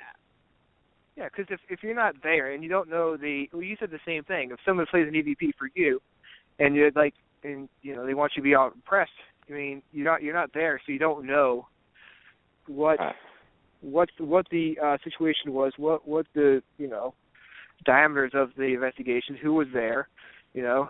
You don't know if you're not there. You don't know if there's a little girl there hiding or something, or just you got to take the person's word for it. There's really exactly a lot of trust in the paranormal community that what we're giving you is the truth. We're not messing with you, because it's hard enough for us to prove or disprove hauntings, because a lot of people don't take it seriously. If we lie, if we show fake evidence, then nobody will take it seriously. Well, you know, me and Pat was talking a couple of days ago, and she's like, the only thing that we have in this field is our reputation. And I said, you're exactly right. And, you know, people that do that, their reputation, you know, that's their ass. Yeah. I mean, if I show up in Navy... I'm like, hey, listen, do you know how much trouble it takes us hours to do setup, for our tech guys to do setup. And we're going in and trying to capture this evidence. I ain't even got damn time to kind of make up this shit, you know? Yeah. And plus, I mean, if you're not going to believe what I'm putting out is real, then I don't want you to listen to my EVP, because no matter what I say or do, you're not going to believe what I say or what I put out. So it's like, you know what? I'm not trying to impress you. I'm not trying to, you know. I don't need to be. My evidence isn't for you, because you're not going to believe me anyway. So what's the point? Right. Well, and that's like, and you know, I'm sure y'all have had cases like this too, Ron. But and for me and Zombie, but we've had cases where we went in and the male of the house is very skeptic. And you know how long it takes to turn him into a believer? I mean, just a snap of a damn finger. Yeah. Yeah. Well, I mean, was that easy to turn him into a believer? What did you have to do? I mean, would you like show him evidence, and he was like, oh shit. Yeah, I mean, because some people it's not that easy to turn into a believer. I mean, that's not always the case. You have a skeptic. Sometimes they're like, well, it's got to be this, or got to be that, or you know. Of course, it's easy to sit behind a computer or sit back and watch somebody's evidence and say it's not real or whatever, but you have to experience yourself before you can actually say, yeah, I believe. And obviously, we are looking for the scientific explanation. We're not going, oh, it's got to be a ghost, whatever. You know, but if we show evidence, we don't have a good explanation as to why it's there. That's why we put it out there. Like, you know. Exactly. If we get any evidence, I mean, Holly and Jesse, they go over it with a fine-tooth comb. Mm-hmm. And even when we're investigating, we try every way in the world to debunk it before we even do use it, the evidence we. Yeah, well, like an EVP I got today, I was like, hey, Gary, hey, David, hey, you know, everybody on the team, I was like, did you remember hearing this? Because we want to make sure it's not something else, even though we know. Honestly, when you hear audio and you can distinctly hear an EVP, you know an EVP from somebody else, because when you're on an investigation, you remember every little thing somebody does. Like on this one that we have, you hear Gary whistling. We knew it was Gary because Jesse had hollered and said, Gary, are you whistling? And he said, yeah. But right after that was something else. And we knew it wasn't none of us because you can distinctly tell it's not one of us. I'm just going to leave it at that. And you can tell your teammates' tone of voice, too, when you're like, oh, that's got to be this. This is when I was doing this. This is, you know, That's something that we are sure to do when we're investigating with even somebody we don't know. Like, you know, Nicole and Christina was with us that night, and they stayed with me. Even me just first meeting them, I know their voice. Mm-hmm. Yeah, I went on investigation a couple, like it was back in the summertime, and it was at had some inexperienced investigators with us, and they were whispering. And when I was going through the evidence, I'm like, oh shit, I got something new, and it was, you know, whispering. Like, oh, that was me. I was playing it for them. Oh, that was me.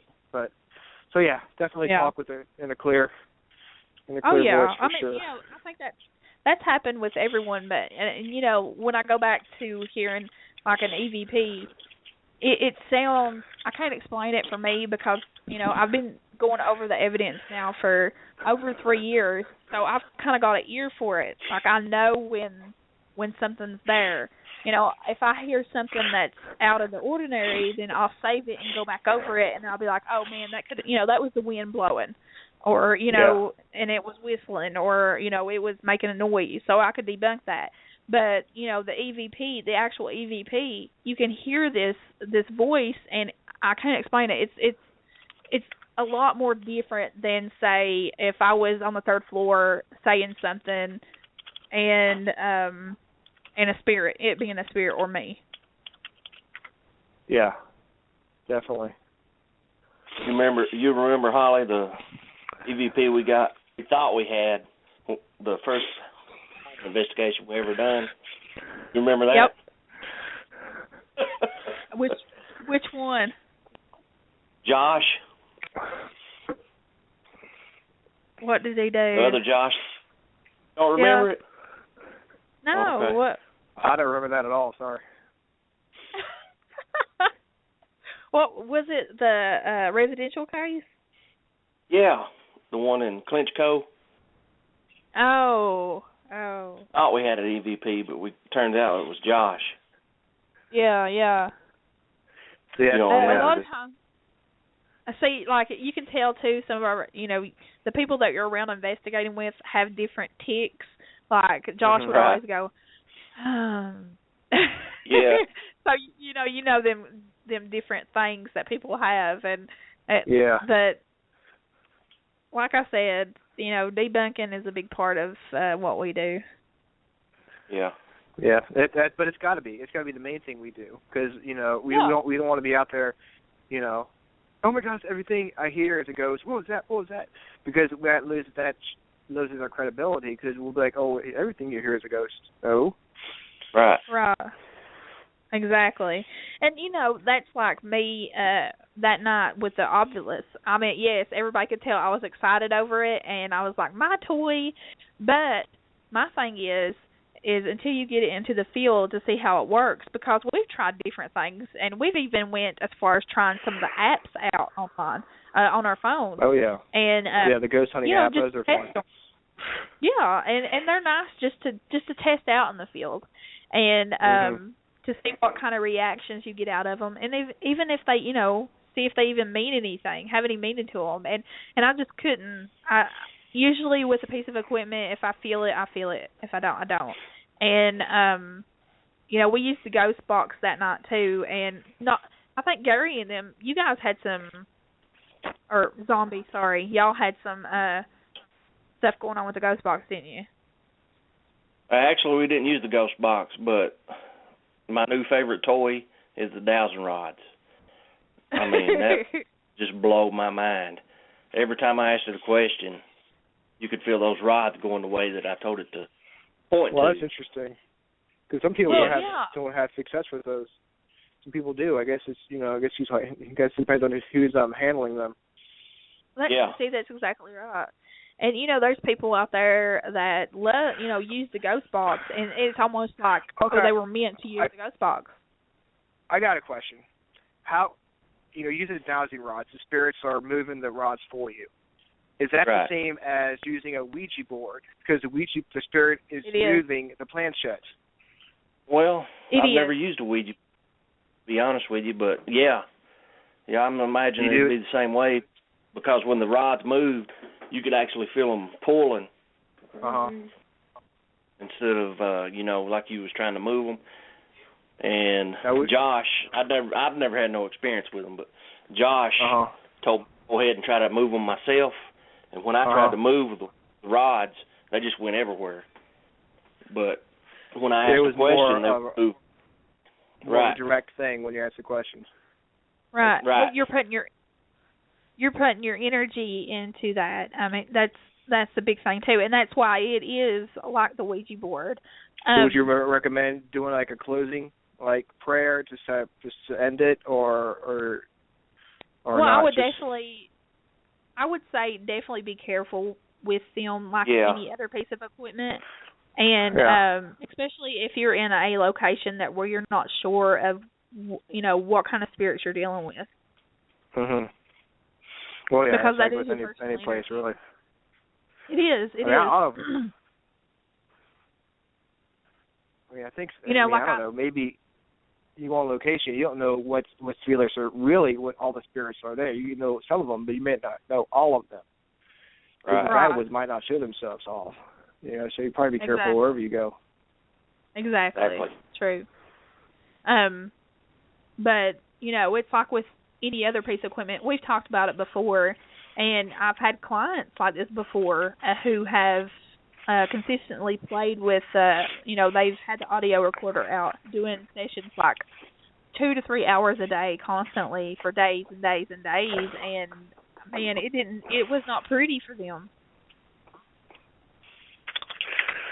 Well, yeah, I mean, I wonder if you have a digital recorder and you get a voice of a loved one and you could talk to them for, you know, why would you want to stop? But then again, it's like saying goodbye to them again, and it's just like, why even open that bag of, you know, let it go. And who's to say it's even that person? Oh yeah, that's true. It could be someone mimicking that person. Right. Yeah, well, it's not just like him. It's got to be him. Oh. You know, he knows things that only he would know. Well, you know. Right. In the spirit world, you kind of. Well, that is just, you know. Demons or evil spirits. I'm not saying it's just demons, but you know. Yeah. But spirits can fuck with people. Yep. Oh yeah, most definitely. Oh show. What is our next topic? We've covered the. Well, I mean, we're almost 10 minutes left for the show. You know, we talk about black-eyed kids. What about black-eyed kids? What do you think about black-eyed kids? You know. There's the devil. Hey guys, before I get into your next topic, I'm gonna have to get off of here. Zombie. Ryan, man, been a blast. It's always fun talking to you, Zombie. Absolutely, and actually, my job my profession, I actually come up that way and do some traveling every now and then. If I ever get up that way, I'll holler at you, man. Hell yeah, man. We'll go get some beer, get a drink. Maybe we'll get you on an investigation sometime. All right, brother. All right, buddy. You take care. Holly, we'll see you. All right. Y'all take it easy. Ya. All right. Okay, yep. Well, that was fun. Talking to Zombie. Yes, it's always in. Yeah. He's getting so. He's so used to. Yeah. When we've been on, we've done interviews before with on other shows, and I'm the talker, and you know that. Other shows? You mean you're cheating on me? Oh my God. Oh yes. Well, this is before you, so it's not considered. Okay, good. That was BR before, BA before awesomeness. Yeah. Before getting freaky. We'll get Gary good and prepped for the radio. Oh hell yeah! I'm sorry, Zombie. Gary on. I'll never get used to that. Zombie. I'll need this Gary person you keep talking about. I mean, just some imaginary guy named Gary. That's two different people, right?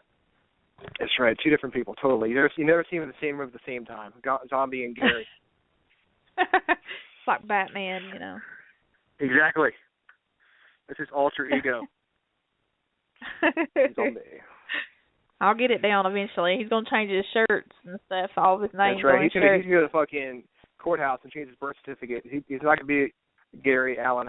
Fuck the last name. It's going to be like Prince. Yeah. He's going to be named Zombie. It's so funny because of what Gary does.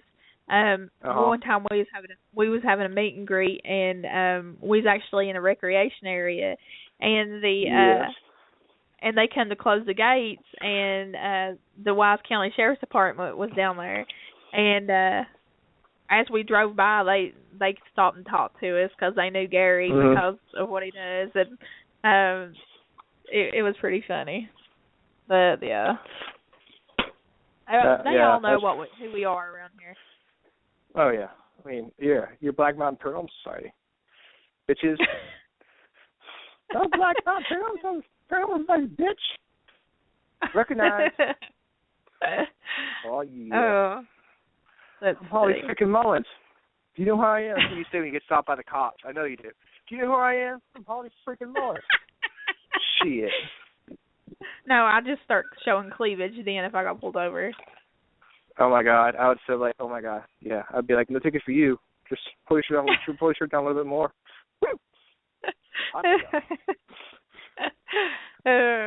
Yeah, I start showing my cleavage. Doesn't work. What the fuck?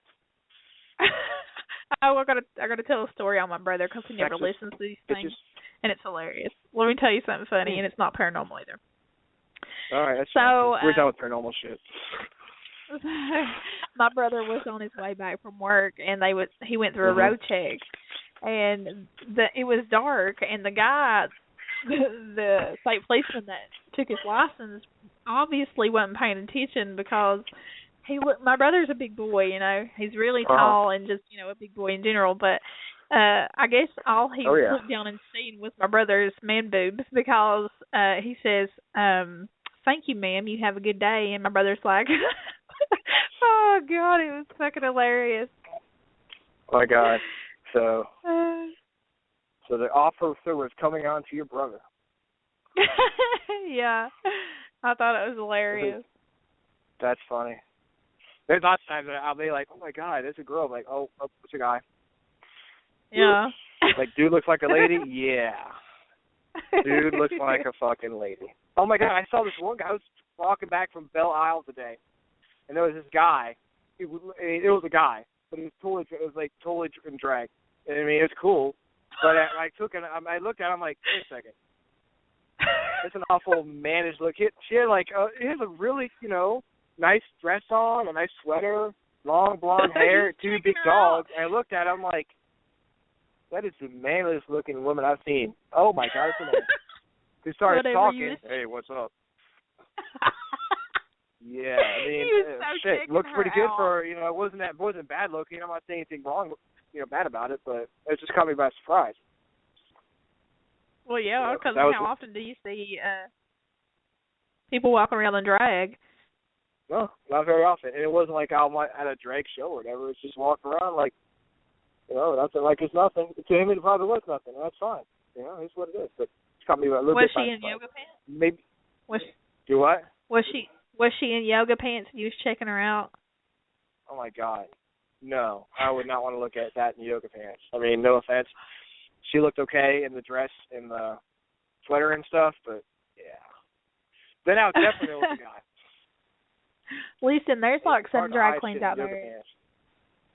I go to drag shows and I love watching them, and it seems like, I don't know why, it's very liberating for straight fat girls to go watch drag because I don't know. What do you mean fat? Shit, you're fat with a PH, yo. Yeah.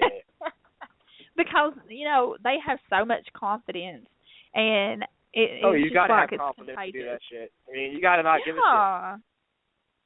I don't know. I love it. Start listening to the critics and saying, "Oh my God, you're so this, you're so that." Exactly.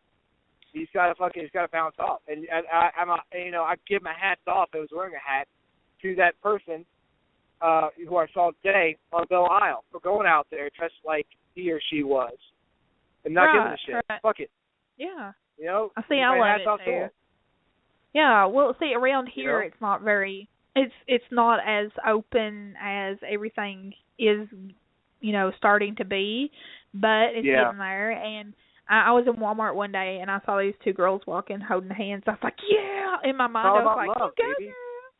Yeah. It's all about just feeling good. Do what you gotta do, as long as you're not hurting anybody else. Spread the love around. That's what it's all about. That's what we try to do on this show. We have fun on the show, but we're also, raising awareness and helping people feel comfortable about talking about their experiences. And you know what? If you wanted to talk about being a drag queen on the show, come on the show. We'll talk about it. That's right. Taste the rainbow, bitch. If you could throw a ghost story in there, that'd be cool too, but, fuck it. Exactly. See, I mean, we are very open-minded. Huh? Very open-minded. This is the thing, and, that's what, it's pretty much what you're saying, Ron, but, when it boils down to it, what are we? We're people, humans. We're spirits. Exactly. We are soul. Our bodies are vessels. We are souls, and we're all the same. and that's what I don't get about people, why they have to hate so much. And yeah, it doesn't make any sense. Yeah, and I mean, people you use. Can't... Sorry, go ahead. I'm going to interrupt you. My bad. No, it's okay. What's sad to me is that people use their religion to hate people. Yeah. Or their religion is used to hate people. Well, I don't blame religion. I blame the people. They're like, it's still people. It's still right. It boils down to people. To the people, you yeah. know, exactly. You can't blame. People can't blame that situation on. Everything that happens to you, it's your fault. Whatever happens to anybody, right. It's their own fault. For the decisions they make. If you want to be hateful, that's your problem. Right. Not well, mine, you know, the thing about it is like most people say, yeah, it's the people, but they do use their religion to say it's okay because they're like, I hate gays because my religion tells me to. No, asshole, you hate gays because you hate gays. Using that as an excuse for your own prejudice. Oh, well, the religion says to hate gays. Anywhere the Bible says to hate gays? I don't think No. No. I think Jesus I don't get it either. Wants us to love everybody. That's what I got from, but. Well, like I said, listen, when you strip away everything from us, even when you our... strip? Oh, my God. Oh, wow. When you... Fuck yeah. Damn. We got to get this to a web show. Fucking Freakin Awesome Paranormal show will get a lot of fucking viewers. But when you strip everything away from everybody... Yeah. There you go again. But when you... word. Thanks. When you strip away everybody's beliefs and thing, when it boils down to it, we are just all the same. We are one, and people don't see it that way. It's frustrating to me because I'm like, and I get called a hippie. We're not going to change everybody's mind. We're not going to have everybody enlightened. You're not going to have people, having an enlightened point of view. I guess they have their way of looking at things. It's hard to change people's perspectives. It is an enlightenment. And I feel like people who, like us, who are more open-minded and spiritually open-minded, that, Trying to be more open-minded, yeah. Exactly, have the same views. But the show is about to end, and I wanted to... I'm about to say something. Yeah, like, oh, shit. Are we almost done? Yeah. But I'd like to thank Lisa Lamrock for giving us a call in. She's a friend of mine. Appreciate you. Yeah, and then we had a Heather call in from North Carolina. Thank you for calling in. Yes. Thank you, Heather. And Garrett. Zombie. Sorry, I almost did it. I caught myself. Zombie Claus. Right down Zombie Claus Lane. He's going to eat your brain. Blah, blah, blah, blah, blah. Sorry. But we'd like to thank everybody for listening to us tonight. Our next show, we're going to have Luann Jolly. I hope I say that right. If not, I will totally get it right next time. But she's going to show us. We're going to listen to some kick-ass EVPs, including some from Lizzie Bordenhouse, and talk about her investigation team. And I think they actually put a documentary together, so it's going to be kick-ass. That's awesome. I can't wait for that shit, no doubt. Yes. And you guys, if you're interested in what my team gets from our investigation at the Inn at Wise, just go to Black Mountain Paranormal Society on Facebook. You can catch us there. And I also wanted to mention. Don't forget to listen to our YouTube. Check out our YouTube page, a Freakin Awesome Paranormal Show. We have all our old shows, most of our old shows on there for you guys to listen to. Our Freak Army is definitely enlisting, so come and join us. It'll be fun. Sorry. Yes. Be free. Be happy. No judgment. Be who you want to be. Whatever you do, be freaking awesome. Exactly. That's our new tagline. Woo! Woohoo! Be happy, be free, be beautiful, be freaking awesome. Wow. That's all. Are we still in the air? No, but I'm sure people will hear it. All right. And damn! So I missed my tagline. Shit. I think that'd be an awesome fucking sign off for us. Be beautiful. Be free. Be freaking awesome. Yeah. That was a fun show. That's cool. I like that. Yeah, I like it. I like it a lot. I like these shows. These free for all. Talk about whatever the fuck you want to talk about shows. Exactly. Because you learn, because you'll learn more about us too. But assuming that people do want to learn more about us. Yeah, and we are actually freaks. got callers in. Fair. They're the freak army. For sure. But I always Freak have Nation. fun. I always look forward to Monday nights. And me too. Just the hour before Monday night, yes. I'm freaking out like, oh my god, it sucks. What? Just the hour before, just waiting for the show to start. It's like more like anxious. Like, let's get this party started. Seriously. Oh yeah. Seriously. Yeah. Yeah. I love it. Yeah. I always look forward to Monday nights. I do. Oh yeah, me too. But I do. So have you been watching any more than videos? What videos? The Your Black Spirit Mountain Science Paranormal one. Society? Huh? No. Oh yeah. I'm like, yeah. I mean, I got it to meditation. Because for me, I'm trying to understand it while I'm watching it. I'm like, oh my god. Like the one was for dimensions, and I was like, yeah. What the fuck? I mean, I don't understand it, and I'm not good at math, so it's like, okay, my head's starting to hurt here. See, I don't get into the whole math part because I'm not that book smart, but luckily we have common sense. Yeah, and me that too. goes I'm like, further. I don't understand. I'm not going to get it. I'm not going to get the whole fucking video. I'm not going to. You're thinking too hard. But just, when it talks about the different dimensions or different planes, you kind of get just look past the math part.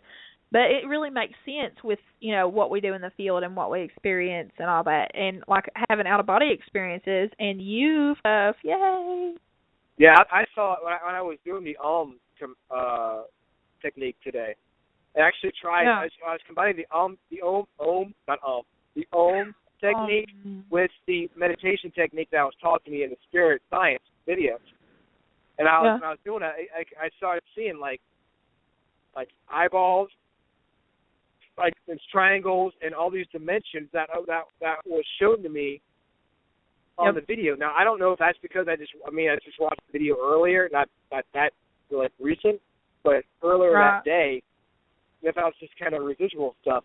But I saw like pyramids and stuff forming in front of me, and a whole bunch of just weird stuff. Now obviously I don't know what that means or if it means anything at all.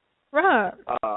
But it's still, and like last night I was doing the trying to do the trick myself into lucid dreaming, like we saw in the Lucidology 101 video.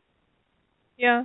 And I started seeing the swirling colors, but I just could not get past that part. And if I see something, I try to concentrate on what I was seeing, but then it would just disappear on me, and I couldn't really grasp anything last night when I was trying to trick myself into lucid dreaming. I just couldn't do it. Right. I had my sisters on the phone. I was all hearing her and heard the TV going in the next room. It was just, kind of. It was more you get difficult. distracted. Yeah. I mean, it's hard. It is very hard. I've been struggling. I talk to you about struggling a lot, and I'm so frustrated right now. But I do understand. I know why. That I feel like I'm at a standstill, and I really am at a standstill. And Pat told me this, and I got to talk to Allison Mullins. She's actually, I'd like to have her on the show one time. She is actually a massage therapist and also a healer.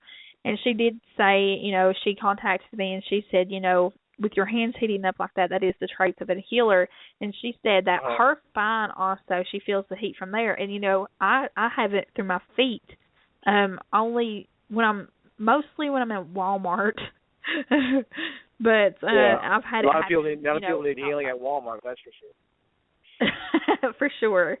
And so I know what I need to do, and it's just more soul searching, I guess, and kind of let go again. Yeah. Because it's right now, Ryan, you're going through the process of letting go and having these experiences. I'm pretty sure you'll hit a wall, and I've hit many walls along the way.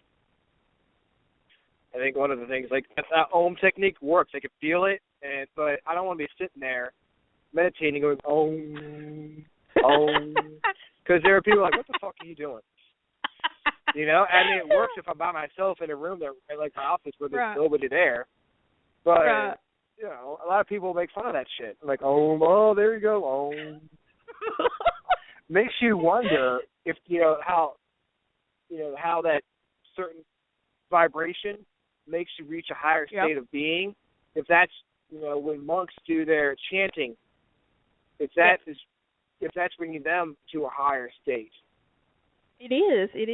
You know? And, now you think of it in a different way. Once you've got into meditation and stuff and realized what's really happening, you've got to that state where there's just something more. Just imagine these monks. They do it for hours a day. And it's like, and they're not even there. They're not there. I mean, they're just not there. What the fuck they doing? They're out of their body going screwing women. That's what they're doing. Yeah, well, they want to reach the higher plateau to talk to God. They want to be closer to God. Right. It's whatever they see God as. I'm pretty sure they're very, very, very good astral travelers, and what they doing in the astral world. Yeah. I'll probably having a lot more fun than they do on Earth because they're fucking monks. They're like, oh shit, I'm gonna get out of here. Right? The astral fucking traveling is like their vacation. But you listen to. I was going to say, think of it this way. They don't have physical sex, but do they have spiritual sex? Oh, yeah.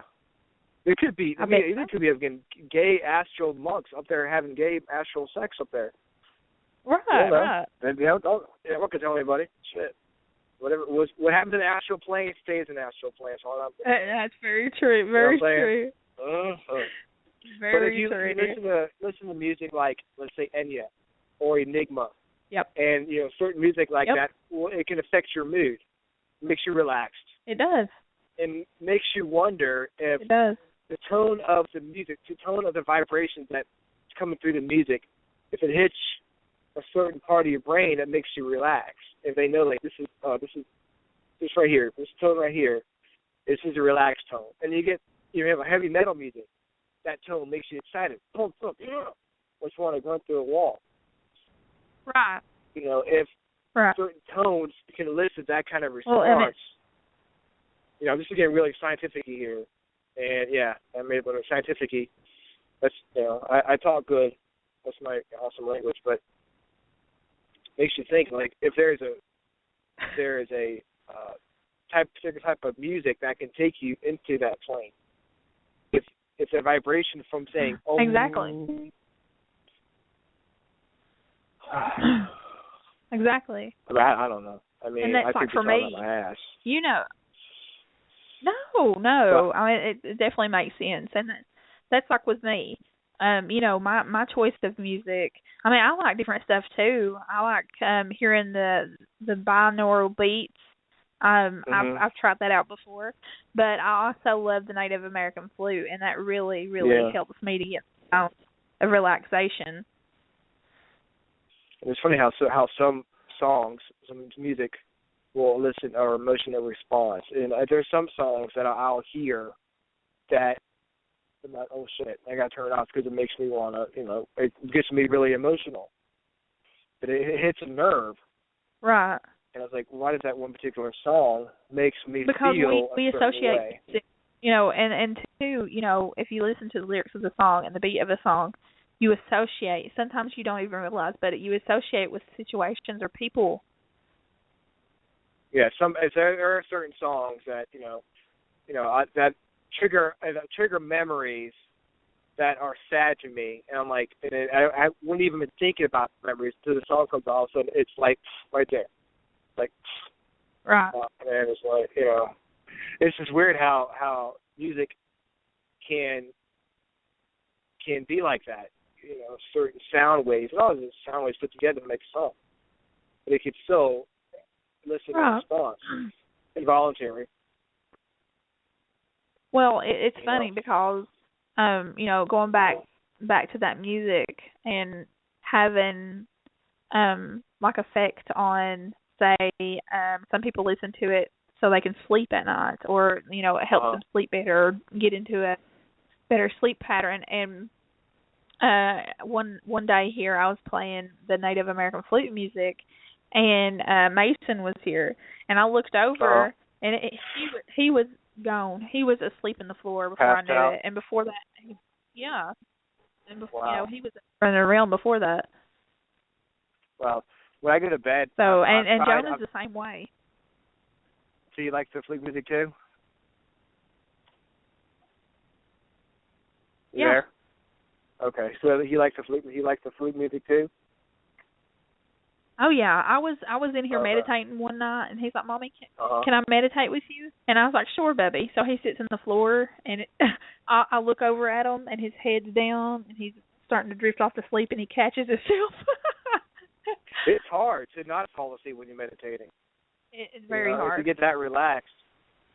I actually tried meditating in my car this afternoon when I was waiting for her to get out of school. She had some time, like 20 minutes before she got out of school. I was like, I'm going to try to do this meditation. And I noticed the card I concentrated on what I was seeing, the images that were coming through my consciousness. It felt like my eyes were opening up. So the more I concentrated, the more my eyelids would try to open up. I was like, well, this is weird. So I finally had to stop because, like, well, this isn't working. So I was trying to concentrate, and like I could see little slits of light coming through. When I was looking towards what I was seeing, my eyelids were opening up too. So I don't know why that was happening. Huh. Well, that one night, because I've really been wanting to try to, have an out-of-body experience, on purpose and not, on accident like it mostly happens to me. Yeah. And you feel like you have more control. Right. And I want to be able to control it, and I want to be able to go whenever I want to. So when I was laying video. there. Yeah, I start going into sleep paralysis. And when you go through this, your whole body, and it freaks people out a lot, but you are totally numb. But, you're heavy, and you're numb. You can't feel anything. And I could tell that my astral self was there. Like, it was so weird to explain, but if anybody who does this will know what I'm talking about. But when you're laying down and your physical body is in sleep paralysis and your astral body's there, some people can just automatically get up and go. Well, not me. I have not mastered that yet. I'm sitting there like, okay, what if I move? If I move, am I going to knock myself out of it? So I ended up doing what if it your nose anyway. starts itching and shit? You're like, oh, fuck. I try to scratch my nose, but I can't because I can't move. Fuck. Started happening to me that last night.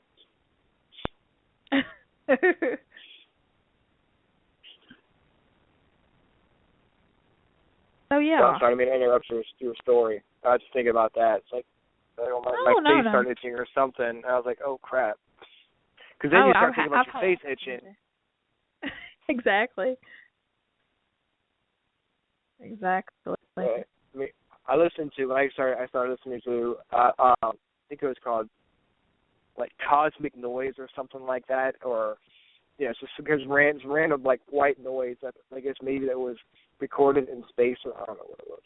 But I listen to when I go to bed, that's what I listen to, and it really helps me fall asleep, more than the meditational music does. Well, everybody has their certain music that really helps them with that. Yeah. There's not even music. It's just like fucking like almost like static, but not like static from a TV. I guess it really is. It's just white noise that's making it. And they have like different things you look up on YouTube. They have one is like listen to a fucking space heater, and someone has a space heater, like recording a space heater for 8 hours.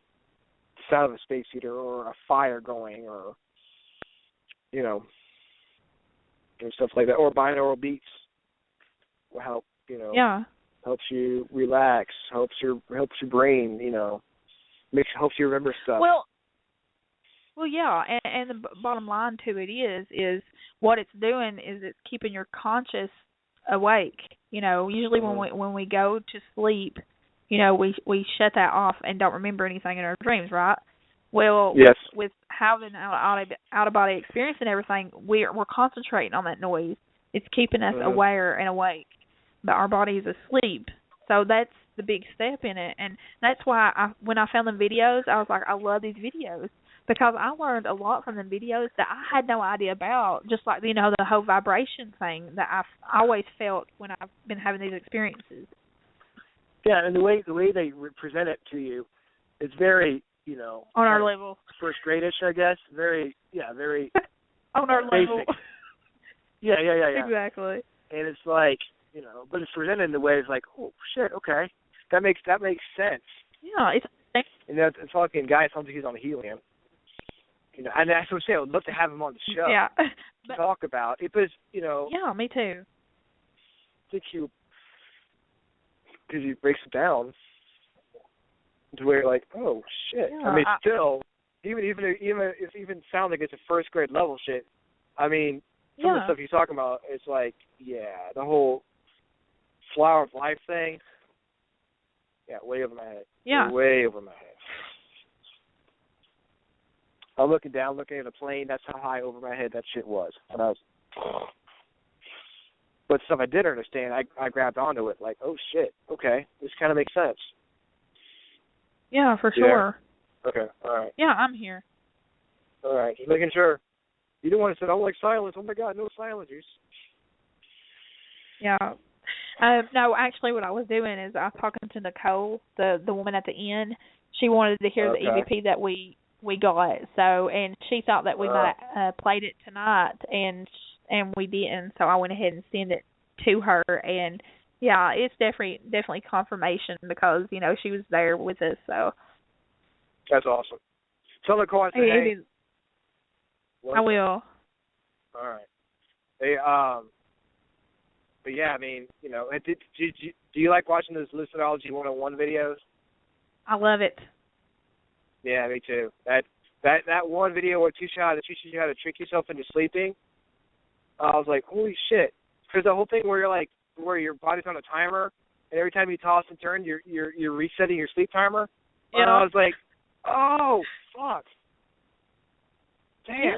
Oh my God, it's just, you know, there's so much that we don't know, and even me, you know, I'm like, wow. But because listen, I always thought that she said, "Hi, Ron." Awesome. I always thought that the vibration was me getting ready to go out of my body, and that's why I was feeling it. But that's not true. That's not true at all. That was just turnover mechanism saying, "Are you sure you want to go to sleep? Make sure you're awake. Are you awake? It's energy. You awake? Yeah. It's energy, and you lay that. Yeah, and you let that energy go down because it does. Some people have like a lot of vibrations, and as they do it more often, soon there will be no vibrations at all. And that explains a lot with me because, you know, I don't have the vibrations as much as I used to. But with me trying now, it's a whole different ballgame. Because, you know, this is the first time that I've actually laid down to try. And instead of me, and it's the same as going into that meditative state, except you go a little bit deeper. Well, it's just like when let's say you're powerlifting and you want to lift like 300 pounds or whatever. And you first try it out, you're not going to be able to do it. You know, you're like, I can't get it up. Then you keep trying every day. Eventually, you'll be able to get it up. And, you know, then you move on to something else. Right. Yeah, and I can't wait to get there. Because the way they put it in the videos, I'm like, I want to fly. You're like, oh, shit, I could do that. Oh, yeah, and in the actual projection, like, okay. It's still, you're like, I'll believe it when I'm actually doing it. I mean, it's cool, I want to try it, but, you know, it's still one of the things you're like, yeah, I want to see it. I want to experience it, you know. I want to experience, you know, flying up to the fucking space and looking down on the earth and flying and, you know, floating next to my friend, you know, watching him on the computer. I mean. Yeah. And that happens. And, you know, that's like remote viewing. Say, you know, if I wanted to see what you was doing or something like that, then, yeah, it's possible with remote view, but you don't get as good as a view as if you was dirty actually girl. projecting. See what I'm doing? Damn. I'll probably give you nightmares. I can't be your friend anymore, sorry. I saw what you did. I saw you hide the bodies.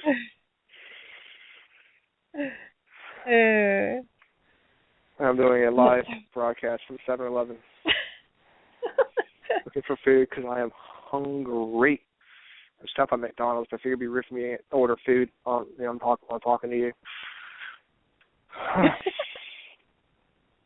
That's too funny. Stopped by 7-Eleven on the way home. Got a bite to eat. We don't have 7-Eleven here. We have 7-Eleven there? What in the world kind of podunk community you live in? Jeez. I thought every community had 7-Eleven. What fast food, but what convenience stores do you have? Like a Fast Mart, or like a... Yeah. It's a gas station. Fast Mart is what it's called, yeah. Oh. It's inside of a Valero. I call it Valero. Everybody makes fun of me. Valero? Well, them there Valeros? Yeah, that's what I say. One of them there Valeros. That's how you talk all countrified. Yeah. Mm-hmm. I'm getting an Italian sub from 7-Eleven. Give our listeners a play-by-play what's going on here. Yeah. Paying money here. There you go. Giving it. So keep our listeners entertained. Get my change. This is the kind of high-quality radio you get on the Freakin' Awesome Paranormal show. Thank you. Have a great day. Exactly. Take care. Thank you very much, buddy. See, now I'm getting the Glock in my car now. I'm going to Tuckahoe Shopping Center in Richmond, Virginia.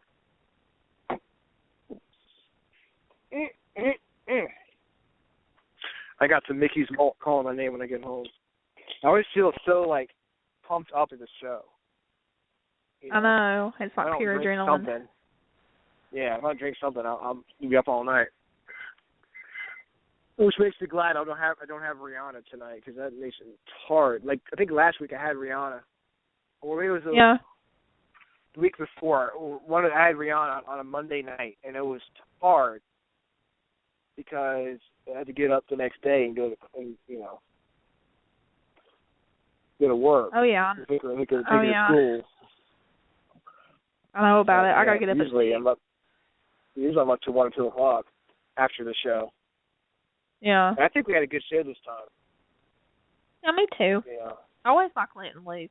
Some shows, there are some shows I'm just ugh, not feeling it. And that was not me breathing. When you said I heard you breathing, it wasn't me. So I'm not heavy breathing. Yeah, most of the time I'm kind of hold my breath, so I don't. So I'm not fucking, doing a heavy breathing. We don't want you to collapse now. Well, that's what I'm saying. It was just, God damn it, wasn't me. I'm over here dead because I'm holding my breath. Shit, like in the afterlife. Don't kill me. Great. In the afterlife, they say, "What happened to you, man?" Well, damn. Yeah. I was on a fucking show, and there were people saying, breathing too hard. I was like, I'll show you bitches. Fucking stop breathing, and there we go. The rest is history, I say so. So we have the EVP lady next week. What's her name again? Yep. Her name is Lou Ann Jolly, or I don't know how she pronounces her last name, but it's spelled like Jolly. Jolie. Jolie. Yeah. Jolie. I don't know. I'll have to ask her. She's probably listening to the fucking after show anyway, so I'll just, Jolie. That just sounds better. That sounds cool. Jolie. That's going to be an awesome show. It is. What do you have coming up? We have that and everything coming on the next week after that. I think the week after that is our Christmas special. Woo! Yep. And, it's going to be freaking awesome. Or our Yule Festival for all those pagans out there. Exactly. Kwanzaa special. On the Hana Kwanzaa. I was telling somebody earlier that it's I think it's funny that, you don't, because I'm not a Christian. I always say I'm spiritual because I don't have hold myself to a religion, and I think it's funny you celebrate Christmas, and I'm it's not like that for me though. I'm I love the feelings of Christmas, the spirit of Christmas. Yeah, so, that's exactly. I couldn't agree with you more. You know, it's the spirit, it's the holidays, it's the togetherness. So that's what we're celebrating. That's like, you see, that's like around here. As like, when there's like kids at school that, of course, tells us kids there's no Santa Claus. Oh, you talking about me being pissed the fuck off? Because I'm like, listen, I might be 30, but there's a damn Santa Claus, okay? Though I'll always be. Santa Claus is real. I mean, he may not be a physical being, but Santa Claus lives in all of us. Santa Claus is exactly. Christmas. And you know, exactly. I am not saying anything against the Christian religion. Jesus Christ is Christmas to, certain people. That's why I celebrate it. That's, it's each his own. Everyone has their own reason for celebrating the season, and it's not if that season brings us together. And that reason brings us together. There's nothing wrong with it. I love it. I love it. I love it too. Love it. And it's it's a great time of year. It is. People get bogged down too much in the commercialism of it. Oh, people fighting over fucking Xboxes that the kids will play with for a while, and then they'll get tired of it, and they want a new game. And it's like whatever toy they're fighting over to get, Yeah. It's fun. Oh my fun God. to see the. What? Let me tell you, I went to Black Friday, right? Or Black Thursday. Yeah, I want to hear. I want to hear the full report from your Black Thursday experience. Oh my God, it was hell. It was hell. And see, around here we have the big, huge Walmart, and then like a little bit, like 30 minutes away from that one, there's a small Walmart. They kept around here. And for years now, me and Mom always went to the little one to avoid the bigger crowds at the bigger one. Yeah. So this year, my mom's like, it don't feel like Christmas if we don't go to Black Friday, even if we don't buy anything. So, oh God, we went. And it was hell. I mean, pure hell. There was this one man pissed off because he had like 6 Xboxes in his buggy, and he was pissed off because somebody went by and got 3 of them out. And he was telling the managers, I want you to look back on this security footage and find out who took them Xboxes. I'm like, buddy, you shouldn't have left your buggy untended. How many 6 Xboxes? 6 Xboxes. I mean, exactly. But you know what it is? Here. No, it's called a credit card, honey, because most of the people was using them. Yeah, they're like, oh, should I pay this back? What? Exactly. I mean, it's not worth it to me at all. Well, it's really no, it's not. It's just because of the downfall of humanity. I don't mind. I don't mind. Like I went to shopping with Mariana. We went to on Saturday and got some really good deals at Yankee Candle at the mall. Yeah. I knocked out 4 or 5 people off my Christmas list just by going there. And yeah. I tried going to the mall on Black Friday, couldn't find a place to park. I fuck up, go back on Saturday. Walked right in, got some great deals. But that's the thing too. It's like you can go the next day and still get a lot of the good deals. I mean, not most, like on electronics and video games. Yeah, you're pretty much not going to get on them if you don't go. But I'm also not going to fight someone for a video game or exactly, a phone or whatever. Exactly. I stood back and I was like, I'll just go by, and if it's there, then I'll grab it, whatever. But yeah. They had of course, I guess all the shops did this, but they had the police there just in case something happens.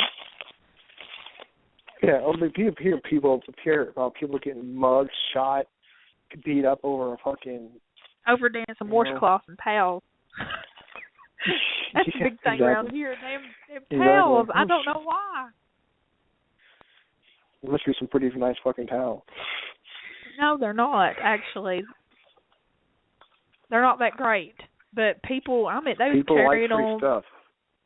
You couldn't even get to the area where they're like pajamas and like towels and stuff were. I'm like, screw that shit. I don't want a towel. Yeah, I'm not going back Black Friday Sunday for a fucking towel. Yeah, exactly. I said, people if I camped out. Yeah. People camped out. They were supposed to be celebrating Thanksgiving, giving thanks to God or whoever, giving thanks for what you have in your life when you're out there, in a tent waiting for a new TV or something. I mean, that's just something, we're losing touch. Uh-huh.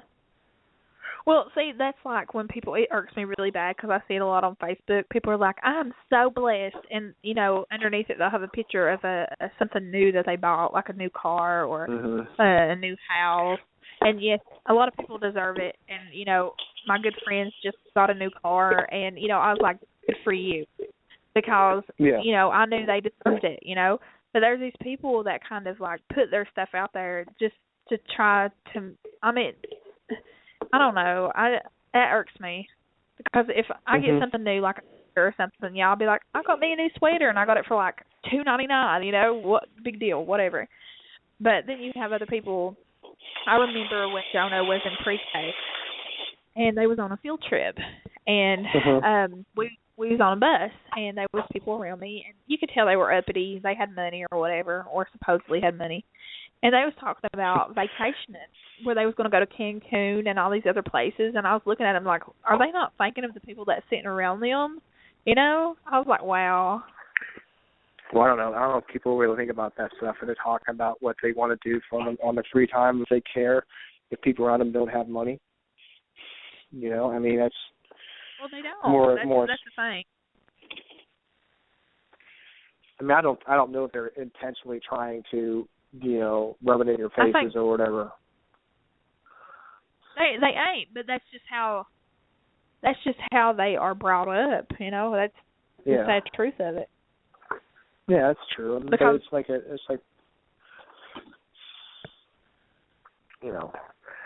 I prefer to think of it. I mean, I don't think of it that way, I guess.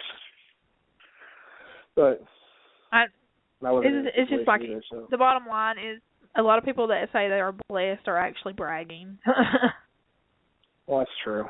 Or like hashtag feeling blessed or whatever they put on Facebook. Exactly. I'm not that type of person. I'm not the type of person to be jealous over somebody else's material things because that's not me. I'm not a money person. I'm not a material person. Yeah, I'd like to have money just to, pay my bills and be able to do something after I pay them bills. So you're not a material girl living in a material world?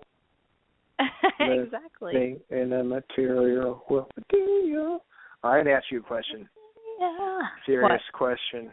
We're never having a follow-up to Baby, I'ma Show You.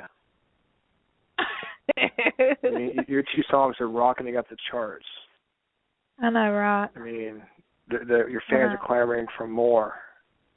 Yeah, buddy. What are we supposed to do? We gave our hearts to you, and now we haven't heard anything more. It's like you need a comeback tour. This is your next song will be like your comeback tour.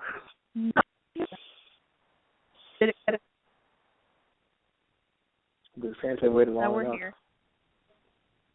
What? Well, for me, when I'm writing, and I've just discovered this because I have written stuff before and couldn't finish it because I didn't have any music for it, and I don't play any instruments. So I started going on and finding music already that people had on YouTube and stuff that they put together, and that's free. So I'll take it. I'm sure you do. I'm going to show you right. I know I'm going to show you right. I kind of imagine that you're saying Ryan in there instead of right, and it makes you feel all funny inside. Like, oh my God, you're talking to me. Oh my God. I'm going to show you Ryan. But I'll get on YouTube and listen to the different genres, and if I find a tune, and lyrics will start coming out very easily to me. I guess that's just my way of writing. That's the best way for me to write. So I don't know. I've always hear loved the music. And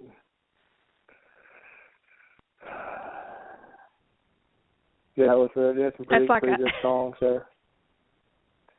That's which song is that?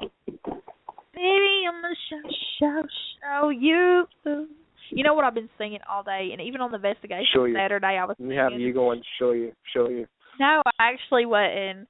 And the girls, Cole and Christine, looks at me and says, "You need to be a singer." And I looked at her because everybody on the team's used to me, you know, belting out all the time. But just imagine the end is empty, right, and it's got great acoustics. So I start belting out, "Chestnuts roasting on an open fire, die snipping at your nose." And then, you don't have to make up new songs. You can just sing the holiday classics. Put out the Happy Holidays, and have instead of holidays, have it Holly Days. You know. Only HOLLYDAZE. Happy Holidays. Oh my God. How awesome would that be? Only if you would do a duet. I'll do a duet with you. Okay, so you got to finish what I just sang. Chestnuts roasting home. About how would that run? Tiny tots with their eyes all aglow will find it hard to sleep tonight. Is that the right line? Hey. I wasn't sure if that was the right line or not. Probably not, but that's okay. You know what that says? Chestnuts roasting on an open fire. Jack Frost nipping at your nose. Yuletide carols being sung by a choir and folks dressed up like Eskimos. Take it, Holly. I don't know what the next line is. Everybody knows some turkey and some mistletoe can help to make the season bright. Take it, Holly. It's been said many times, many ways. Right. Merry Christmas. Merry Christmas. Merry Christmas. We totally left some lines out there, but you know, we skipped some lines there.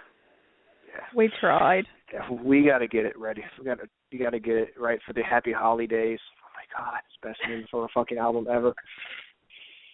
That's so funny. HOLLYDAZE. Happy Holidays. Are you gonna be my see manager? A picture of you with surrounded by a wreath, and you got a Santa Claus hat on or whatever, and it's like you smiling with really red lipstick on. Special guest appearance by Ryan C. Jones. So you've got that name. It sounds so like, you know, like a jazz or blues singer, you know. Yeah, Ryan C. Jones. Exactly. That's what I'm talking about. But I'm going to hop off here. I'll talk to you on the flip side. Sounds good. Okay. All right. Have a good night. Bye. All right, you too. Bye.